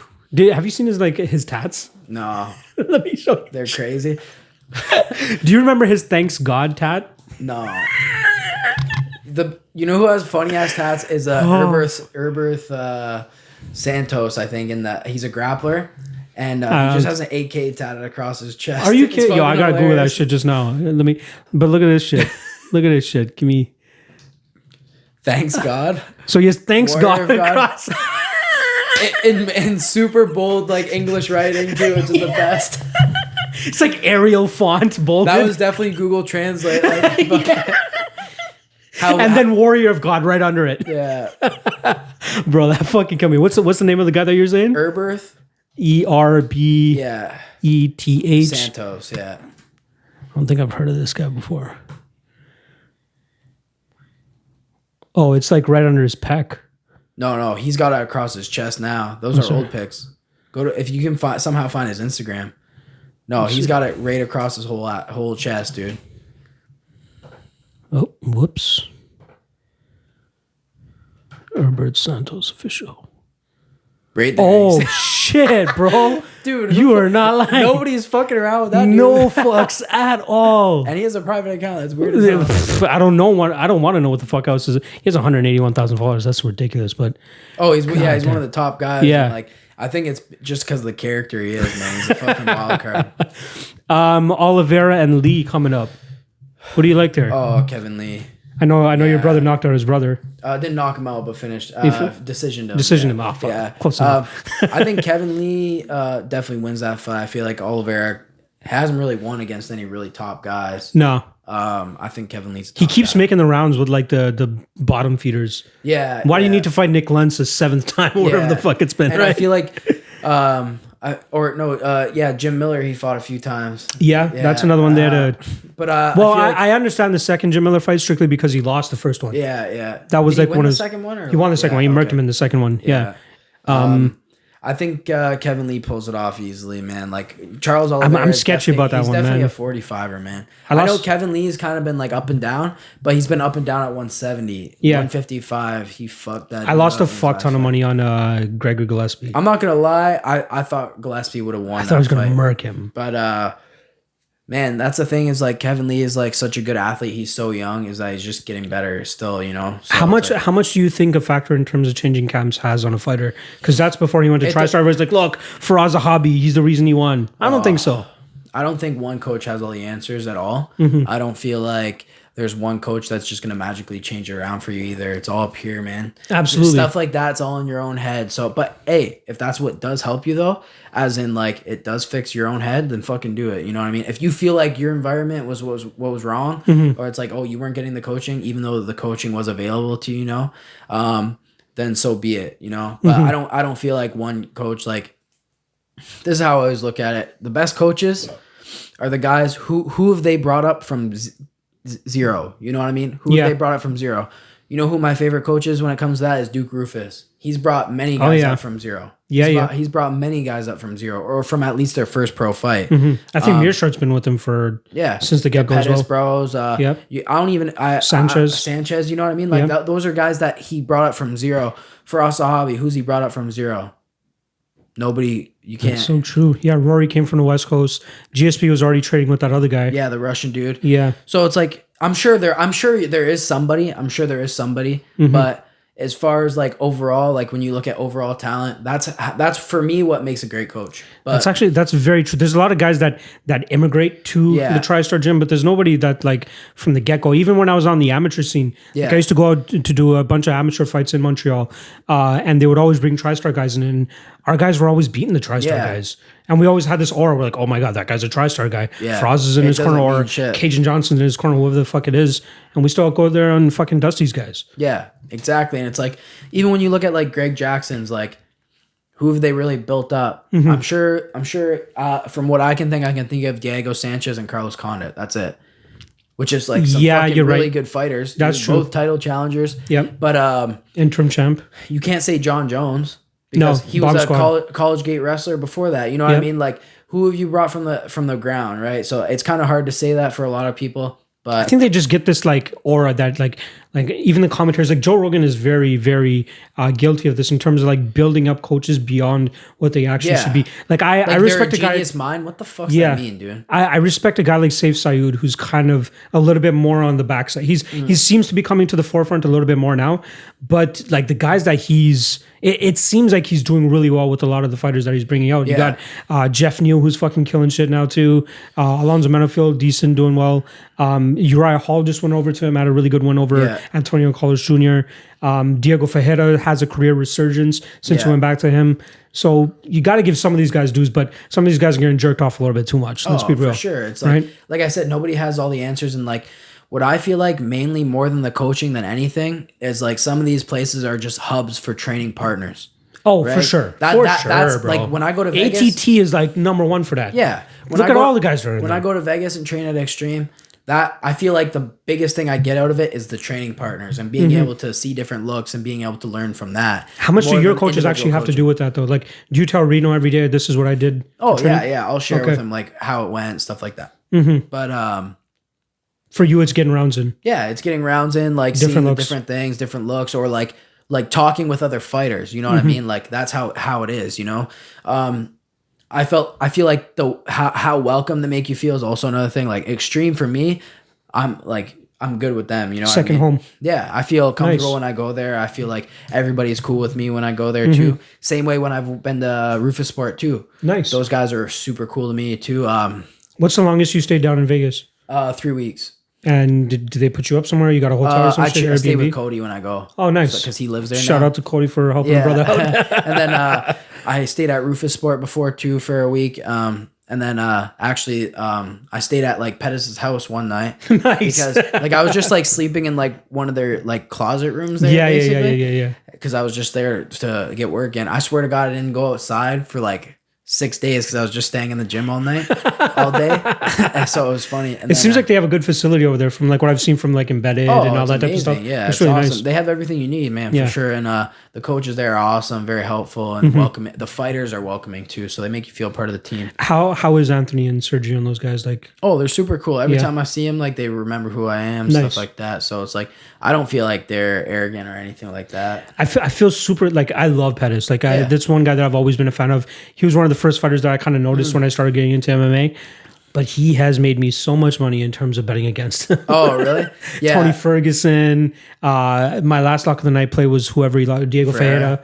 I'm like, yo. Ferreira was probably an underdog, or no? No, he was a solid favorite, bro. Really? There was a little bit of money coming in on Pettis. Yeah. But I'm like, yo, like Pettis seems to fold under. Like if you were to go up against Pettis, I feel like you would be able to have the upper hand there. Yeah. Strictly due to the fact that you have that forward style, being able to take him down and control without getting subbed. For me, what I think, like this is how I look at it is like once the fighter's been at the pinnacle, after that, it's money. That's it. Touche. He has a name. He has the name. He can headline cards. Yeah. That's why it's like when I seen that he knocked out Stephen Thompson, I was like, that's like another 3 fights worth of high checks for that guy. That's so true. You know what I mean? He got a performance of the night that night probably too. He got lit up for like 2.5 rounds and then pulled something out of his ass. But then he got a Diaz fight after that. Yeah, you know that's a big one that's for him too. Fight. And then yeah, man, it's just been like for someone like that, it's like like I'm not the kind of guy who knocks someone trying to make money. I don't give a fuck. For sure. If you told me I'm gonna make $350K to fight some animal, fucking sign me up. I'm in. I don't give a fuck. So That's how it is for me. I feel like once you hit that pinnacle, and then once you're off the throne kind of thing, it's like, just pay me, man. Yeah. Like, that's it. I don't really care. I've had the belt. You know what I mean? I have nothing left to prove for me personally. Yeah. You know what I mean? I've been the best. My legacy is cemented. Yeah, I just want to take care of my family and fucking. That's so true. Shit like that. That's my view of it. Some people, especially people who don't even fight, I feel like are the fucking most hard on this. It's like, oh, well, if you're not fighting to be the best, what the fuck's the point of fighting? What do you mean, man? No. If you're telling me I can make more than what you've made in the last 10 years in one fight, I'm gonna fucking do it. Exactly. So, we're in no place to tell these guys what they should and shouldn't be doing. Yeah, that's why I feel like I have a much better way of looking at fights and fighters, just because I've been around the game for as long. Yeah. I've never fought in my life, but I'm just saying, like I have actual conversations with fighters like yourself, or even fighters that I manage or like try to help get fights and do the medicals and all that stuff. You see the human being that they are, and you see the struggles. You see them like trying to live check to check, trying to secure a personal training session for the week so that they can fucking buy lunch the next day or some shit. Yeah. I've seen that, so I understand why these guys are like Chuck Liddell's out there trying to fucking fight for a 17th time, way past when he should be fighting. He's trying to get paid. I get it. I understand it. Where I think fighter or fans are looking at too much from a health perspective. Like, okay, you shouldn't be taking any more brain damage. I could see if someone was getting fucking knocked the fuck out like that. At that point, is like me not being able to fucking talk in 2 years. Yeah, gonna be worth that money? No, it's not. But I mean, like, Pettis hasn't been knocked out once. No. Yeah, so it's that's like, true. You know what I mean? You look at fights like that, it's like, who cares? You know what I mean? Let him make. I feel with Sergio going over to Bellator, it's kind of opening the door for Pettis to kind of, or Anthony to join him there. Yeah, and it's like, that's what's going to happen. Another avenue of money that apparently Bellator is paying out the ass. One thing that I like about Bellator is that they're giving these guys base rates. Yeah. Not fucking show win. Yeah. You know what I mean? Like, is that what TKO did? Was it show win? It was base, actually. It was base? Okay, so that's not bad. But you get a bonus for defending the belt. Oh. Yeah. Do you mind sharing how much that potentially is? Like 4 figures? It wasn't. No. 3 figures. No. Okay.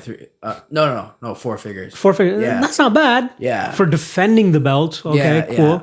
But I don't feel like I said now, I was never someone about like money. I don't really care. Honestly, after most fights, I forget that they're even gonna hand me a check. I got the dub. Yeah, it's just I just care. I'm like, oh, that's another fucking another piece of experience on your resume to give to your future employers who you want to eventually be the UFC. Usually I'm thinking, I just had a 5-round fight. I'm gonna get some good picks out of that. Like, fuck. But fucking love it, bro. I fucking love it. You need the Instagram clout. Like, for sure. And it's like, get you that love, homie. but like I said, the only thing that's ever made me really like kind of money hungry is like seeing the success of like past opponents, seeing what my past opponents are making, shit like that. For sure. For me, it's not like, is it gonna be a make or break whether I make an extra like fucking like $500 a fight? Like, no, that's not gonna kill me. You know what I mean? Like, but when I said 100 G's is like fucking more than I've ever that's made life in my changing. life put together. That's life changing. That's student debt paid off. I don't know if you fucking went to college or anything. No, after I that. Lucky motherfucker. I'm over here like, oh sap, cut a guy a break. I'm trying to get married this For me, I'd be fucking buying a house right away. I'd be like, all right. Exactly. Or I'd be like down payment or something, fixing the rest of my dad's house up for him and be there for him to sell it or some shit. And absolutely. It's just like, for me, that's the kind of shit I think about. You know what I mean? Where it's like, fuck, like I feel like if I'm a better fighter, I should be more well off. Like that's how I think. You know what I mean? But it doesn't work out that way. It's a weird profession that we're in, though. Like, it's not man, this is the most like unforgiving sport in the world. Easily, like, dude. They'll fucking eat you up and chew you out, and nobody will fucking look twice. That's it. You know what I mean? Like everybody loves you when you're winning. Nobody gives a fuck about when you're losing. It's kind of sad that like if something unfortunate happens to somebody, they kind of get that label stuck on them kind of forever. The only name that kind of comes to mind when I'm thinking about like negative shit that's happened to somebody is like Dakota Cochran. Yeah. You know what he's always going to be tied to, right? Yeah. I mean, we had that one little hiccup with you on your end where that fucking viral video went on and all that shit. But I think that you've far removed yourself from that. Honestly, where you're not anytime known as that guy. Someone tried to bring it up, I just tried to shut it down right away. Pretty much, it was just like that's not me. I'm not that. That's not. I'm a fighter, dude. Exactly. Like, the only reason I brought it up is the fact that I feel like you've removed yourself so far from that, where people are like, "Oh, I try to not even give a fuck about it." Like for me. It doesn't fucking move me emotionally in any way. I'm fucking good on it. Like I'm straight. Yeah. It is what it is. Like I'm focused. Like let's talk about what just my next fight. You know what I mean? Like it's crazy to me that some MMA, like even before my Paris fight, people were still talking about it. Yeah. I'm like, man, I just came off a fucking win. Why the fuck are we even like? It's almost just, like disrespectful to me. I completely understand that, but that's kind of the fucking age and day that we live in. Oh, though. yeah. I mean, like, if something goes viral, though, we're like, oh, like yo. you said, it's like a TMZ thing. Yeah. You know what I mean? Like, I hate that shit. But that's what people like, though. It's what gets clicks. Yeah. You know what I mean? That's and what's the going to get average clicks. viewer, people like clickbait. Yeah. You know what I mean? Like, oh, like say some stupid shit. You know what I mean? Like, exactly.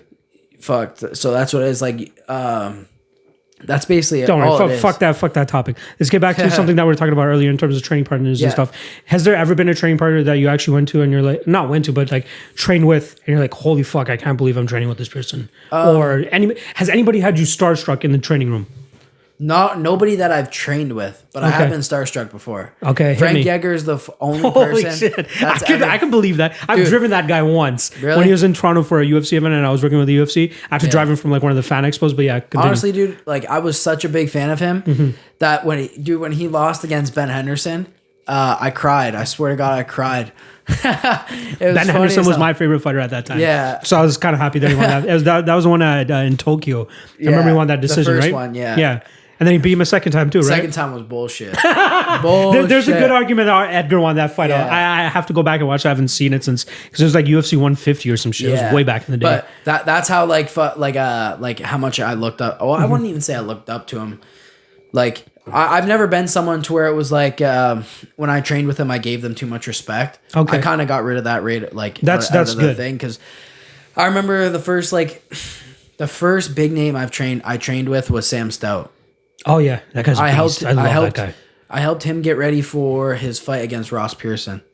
I remember that. Like I was helping him quite a bit. We were sparring quite a bit for that fight, and so that was the first person. It was kind of like after the first couple rounds, I'm like, man, like what's so special about these guys that I can't do? You know what I mean? Like it's like I don't feel like I'm far off. They're just at a higher level right now. You know what I mean? I'm gonna get there. I'm only 18 or 17. I was at the time. It's just like. It's kind of like, it's all in your head at that point. Yeah. So it's like when I go to training and stuff like that, I kind of get that out of my head. So it's like trying to think like the best guy I train with. Kevin Lee, actually. I sparred with Kevin Lee before. Nice. We're at down in Vegas? Extreme. Yeah. Nice. I felt like, that's what I mean when it comes to like as far as like levels of where I'm at. I feel like I'm at a pretty good level of fighting towards like. It's good that you're able to get that gauge. Yeah. That's like, it's such a confidence boost being able to like train with people like that. Training day in and day out with Cody Stamen has got to be very good for your confidence in itself. Yeah, he's a super hard worker too. And then before I even started training with Cody, I was training with Jeremy Kennedy. Oh yeah, because he's a beast too. He's a West Coaster, right? Yeah, he's from Vancouver. And he flew me out when he fought Volkanovski. So I was gonna train. I was his Volkanovski basically. Shit. Hard shoes to fill. At the time. Dude. You guys kind of have the same build ish. Yeah, exactly. Right? That's why. But Volkanovski at the time was relatively unknown. He'd only had one UFC fight or one or two UFC fights before that. Yeah. And, so we did that, and that was my first experience at like the UFC PI and in Vegas and Extreme. And how is the PI? Like I keep hearing so much about it, but it's amazing, especially if you're in the UFC. You get free meals and like. How about you? Like as a you have to pay, but it's like it's super cheap. Sorry, it was like. To get like a fully cooked meal, man, is less than $10 US. Oh damn! Yeah, so that's actually not bad. And it's cooked by chefs. Like these guys are good. Like everything tastes amazing. So it's a great experience being there. And then when you're in the UFC, it's like hard not to live out there because just what you save on food is like your rent. Yeah. You know what I mean? Because it's like they make a nutrition plan, they share it with the kitchen. You get all that for free. You get free PT, you get free chiro, you get free personal training, like fitness coaching. There's no cap or anything? Like no, there's no cap. You can just go as much as you want. Yeah, you're like they take care of their people who are there. You know what I mean? And then my question is how it comes down with coaching though. Like do you bring out their coaches or do they work with coaches there? Coaches, but that's on your dollar. Exactly. But like there's like that's how you train there. Like with Cody and I and like. The other fighters he has there sometimes we'll just like drill and stuff together. It's mainly like that, or you fly a coach out with you too. True. Is there like a drop-in fee that you have to do if you're training there? No, you can come you're train allowed there to bring free. like up to like 5 people. Oh, sick. Every time, you know. That's fucking legit. It looked like from all the pictures and everything I've seen of it, it looks like legit, like top of the class, next level training. Yeah, great facilities, man, and like. the personal trainers there are really cool too. If they track everything, like they really care about their fighters too. So there's not too many. Surprisingly, there's not as many full timers there as you'd think. You know, like full time fighters. Yeah, like fighters that live there full time to use the PI. I feel like who's somebody that I kept Joanne Calderwood is somebody that I would always think is out there, but I think she's what John Wood. Yeah. What did I say? Joanne what?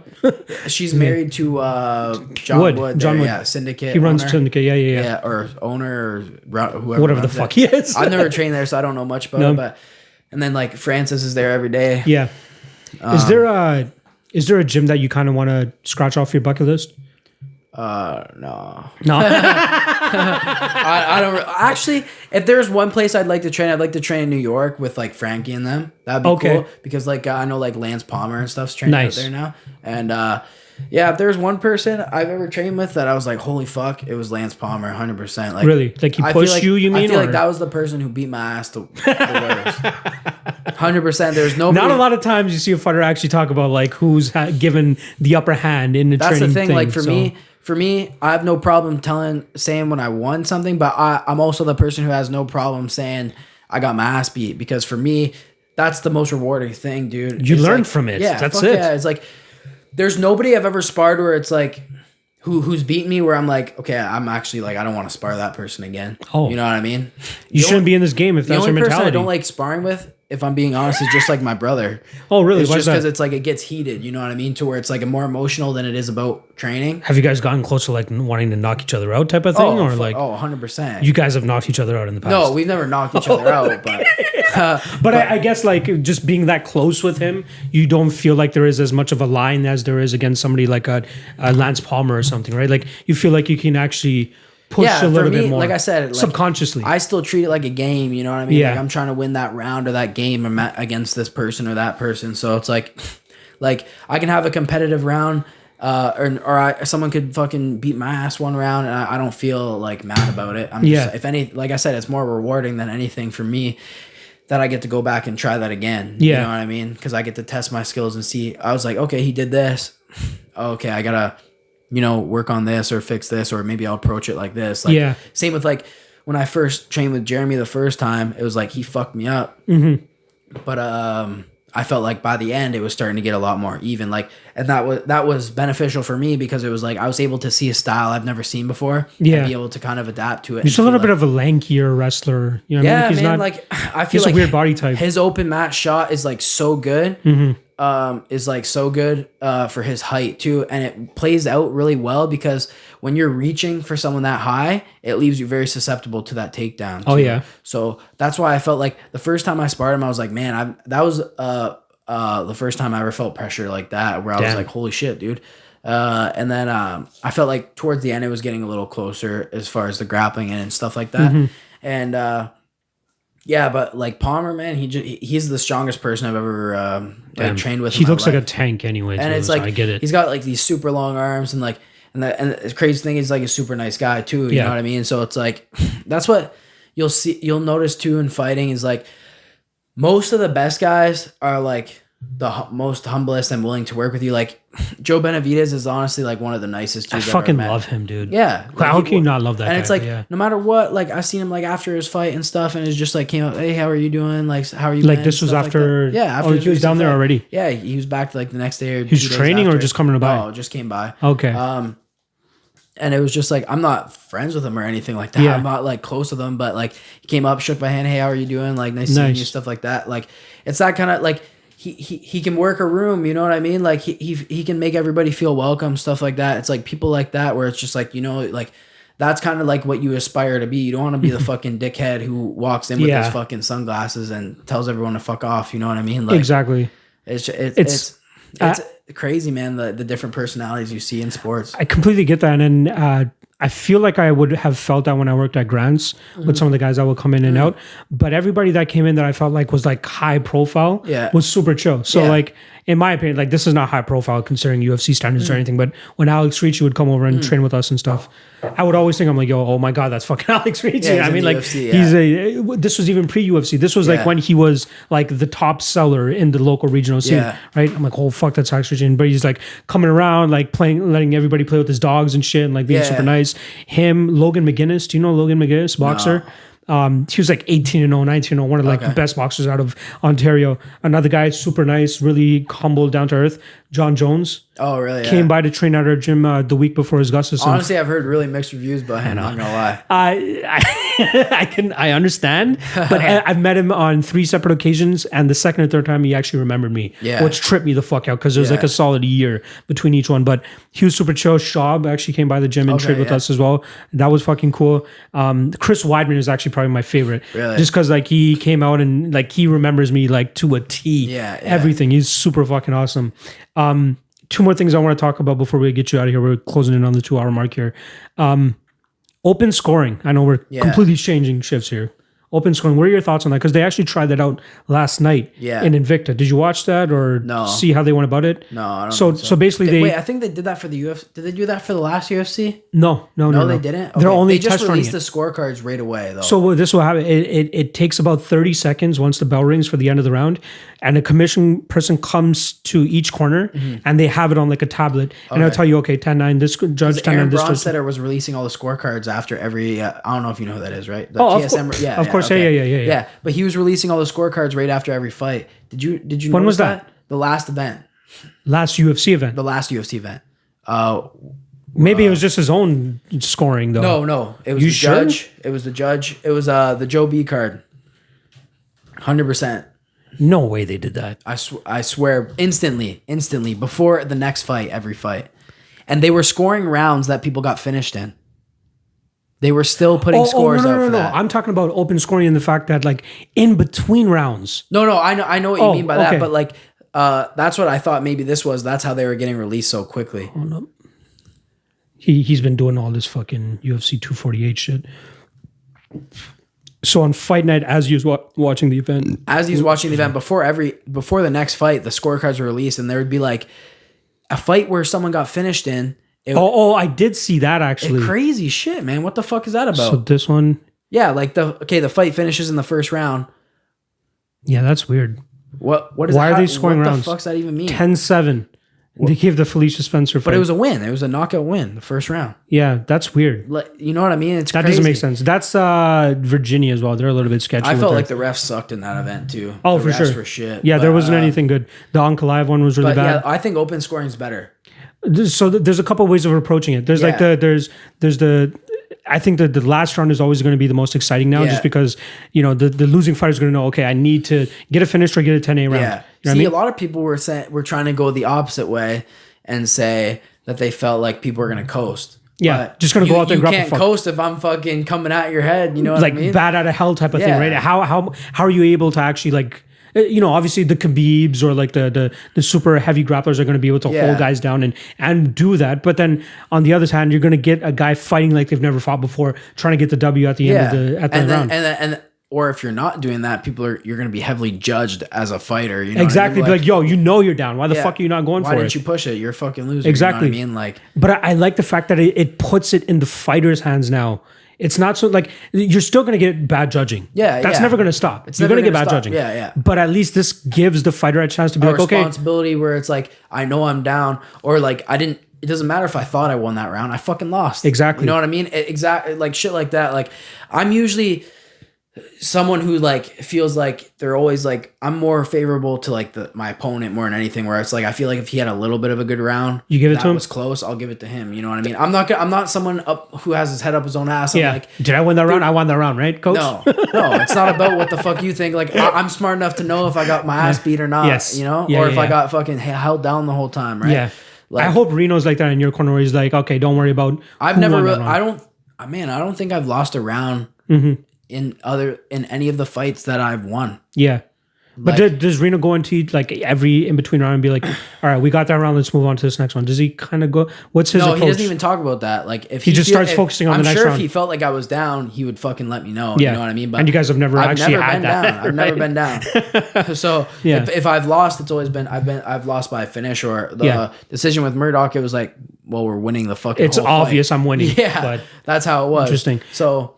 There's also somebody told me out there, they're like, you get to lose out on the anticipation of the scorecards. I don't give a fuck about that. Like in terms of who announces the scorecards. It holds the judges more responsible too. Where it's like okay, all eyes are on me now. I can't fuck off in between rounds, or it's like, or this is the only case where I've seen scorecards released this quickly. Yeah. But usually they're not released till the day after or something like that. Mm-hmm. And I feel like when it's released the day after, judges are just at home. They don't give a fuck. They probably don't even got Twitter. You know what I mean? So some people probably don't even remember their names or anything either like that. So it's like where the scorecards are released like live, you know, they get chewed up right away. You know? And I feel like they need to be held more accountable from like a professional standpoint, where it's like, okay, like, what the fuck were you scoring that? Yeah. How'd you score that, you know? Yeah. Again, it's not the consistency of the judging is not going to change with open scoring. It just gives it more into the fighter's favor in terms of them molding their own destiny and knowing that they're down. I just feel it holds them more accountable as like. But even that, like, we're still going to get bad scorecards, bro. Oh, you will. You're still going to get bad scorecards. 100%. Right? I feel like you'll get bad scorecards 100%. I'm trying to figure out how like coaches like Matt Serra or Ray Longo are going to be able to keep it together after seeing that. What the fuck you mean we lost that round? Yeah. I mean, no, you got 1 minute to talk to your fucking fighter. Like, I don't know how calm, cool, and collected Reno is in corners, but like if he sees they scored it for the other guy, he's going to be like, yo, what the fuck? Like, what do you mean I lost that round? But like that as a fighter too, it's like, you got to deal with it. You know what I mean? You got a minute. You can't change shit. Yeah, you got a minute before you have to go into the next round. Yeah, but like I remember when I lost the Murdoch fight, Reno was just fucking livid. Everybody was, you know what I mean? Like, it was just like, how was that possible? And that was the fight where it was like, that's a fight where it was like, if there was open scoring, because I did feel like I coasted a bit in that fight. Oh yeah, where it's like I felt like I was so ahead at certain spots. Yeah, that I did coast. You know what I mean? And fighters 100% do that, man. Like, yeah. Wasn't the Caraway fight that Misha Tate was telling Caraway to coast? I think it was the other way around. Yeah. I remember Caraway or Tate got so much heat. They're like, just coast, we got this. Just coast this third round, and we got this. I'm like, I don't know if you want to be caught on camera saying that type of shit. Yeah, and it's just like, trying to think, or it's like you'll see some corners be like, I feel like you got that round, and then everybody who's watching the broadcast is like, no, you didn't. Like, I don't know what fucking round you were watching, dude. But everybody on TV don't think you won that shit. But like that, I don't know. I feel like open scoring is more beneficial than it's not. So you kind of hope that they adopt that. Yeah, worldwide. Yeah, 100%. Because I know me as a fighter, if I was down on some bullshit scorecard, I would want to know. That's true. I absolutely agree with that. I wish we could talk about more of your fighting future, because I feel like you have something up your sleeve that you're not able to release right now. So I won't push you too far for that. Your brother's fighting tomorrow. Yeah. Obviously, this is not going to be released in time for anything about that. Is there anybody that you're currently working with at your gym that you're like, I need to give a little bit of shine to this guy? This guy's on the up and up, whether it's an amateur, whether it's a 1-0 pro. Well, you got anybody out there? I feel like everybody that I work with is like super beneficial. Cody Stamen, like, obviously, for housing me anytime I go to Vegas, you know, he's like super helpful that way. Like, nice. Fucking guy lets me use his truck when he's not there and shit like that. You know That's dope. So that's good, like, friendship sick. Right there, bro. Yeah. So it's like, thanks to Cody there. Kara Rowe, who dedicates all her time to Reno, you know. Eric Marintet, my jiu-jitsu coach, nice. Dante Leone, who welcomes me in his gym anytime, and all the guys at Michigan Top Team too. I feel like I'm welcome no matter where I go, and of course everybody at Extreme who lets me in the gym there too. 10th Planet when I go to there as well. Like, I don't feel like there's anybody I can thank enough. Yeah, I feel like I've been super grateful in my career to where it was like, I definitely feel like my I'd say like my drive is like something a lot of people notice and see and respect. I feel like that's a main reason why maybe I'm accepted. And, but regardless of that or not, these people have accepted me, and they take me in no matter what, even off losses and everything. They've still took me in as training partners and everything. So I think that, and Cody's even flown me out before to help him train. Damn. So it's good, you know. Is he based out of strictly Vegas now? Yeah, he lives out of there. And, so yeah, for me, it's all those people. Thank you, and I can't thank them enough. You know, without them, people. One of the things I hate when people say is like the word self-made, because I truly don't believe anybody is self-made. You're made up of everybody that's gotten you to where you are. Yeah, I feel like even if someone gave you an opportunity, you're not self-made, man, because like nobody's ever come up without help from somebody, or like a little favor or something like that, like.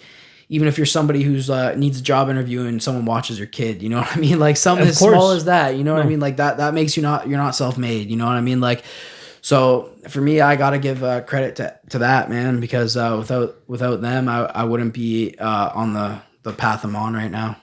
I can kind of say the same thing for you right now in terms of my position, because I feel like getting this interview out there and everybody seeing this type of stuff, I'm gonna get the rub from one of your fans or something like that. Yeah, too. for sure. They're like, yo, hit that subscribe. They're gonna fucking enjoy the content that I'm putting out there just because you fucking came into the show. So I'm super thankful that you fucking came in. Yeah, I appreciate being here, foremost. man. Like it was fucking awesome conversation, Yeah. shit. Especially like I wasn't sure like your background and stuff too, but like you had like some fucking knowledgeable shit to say about MMA. So it's like I'm not talking to someone on a podcast who like really doesn't know, and they're just like, so you fought Alex Morgan twice. No, just some dumb shit like that. But no, you've been around it. You've been around fighters too, so like you understand how it is. A lot of times, even though maybe you haven't fought or maybe you did, I don't know, but like regardless, you understand a little bit, and it was a good fucking time being here. I enjoyed it. Thank you. Before we do end it off, though, I do want to give some shine to your fucking podcast. Are you doing with your boy? Who is he? Oz. So Ozzy, Ozzy. He's basically been like a fan for a long time. He's Dagestani Turkish actually. So he has a lot of relationships with like some people from that area. Interesting. So was he born there or something? Or I don't know. I don't know if he was born in Canada or not. To be honest, I don't know that much about him, but I've known him and his brother for a long time, and I've met them through the gym and everything like that too. So Ozzy's super passionate about that, and we're gonna be releasing tonight actually before the event a breakdown on the main event tonight. Okay. We've been a little bit slow just because I was away and stuff like that, but I do it just because it's like a hobby for me. You know what I mean? Obviously, my fight career and everything else is number one focus, but I do enjoy it just because I do love this sport that much. You know what I mean? So it's like. It's passionate for me. So Ozzy and the Pro on YouTube, go follow them and subscribe. We'll be coming out with different content.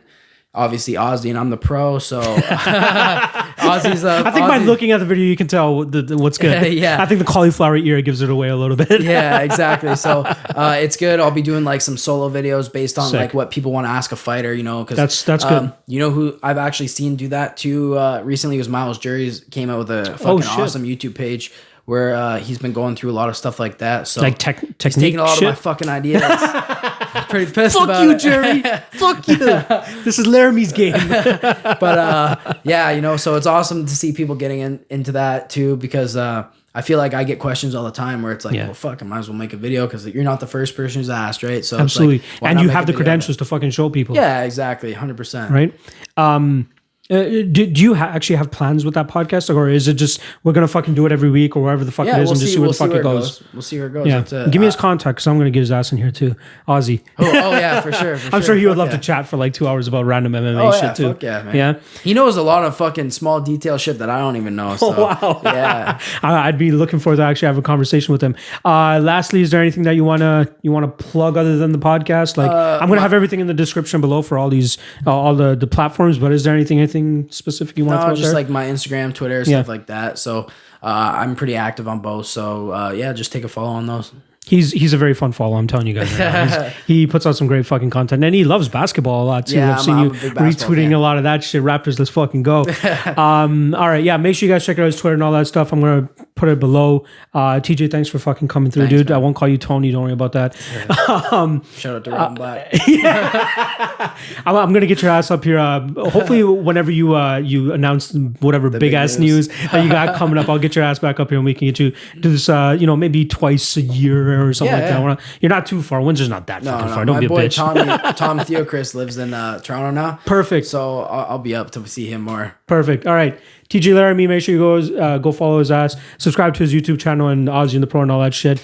And look out for his fights, dude. You guys can even see his TKO fights on Fight Pass, so check that shit out. I'm after this, or even after the UFC event, which is about to start, I'm going to watch that Vince Murdoch fight and see if you're actually robbed, and we'll have a discussion about that. Fuck yeah. All right. Appreciate you, TJ. Yeah, no You're problem. the fucking man, Thank bro. you. See you guys next week. Take it easy.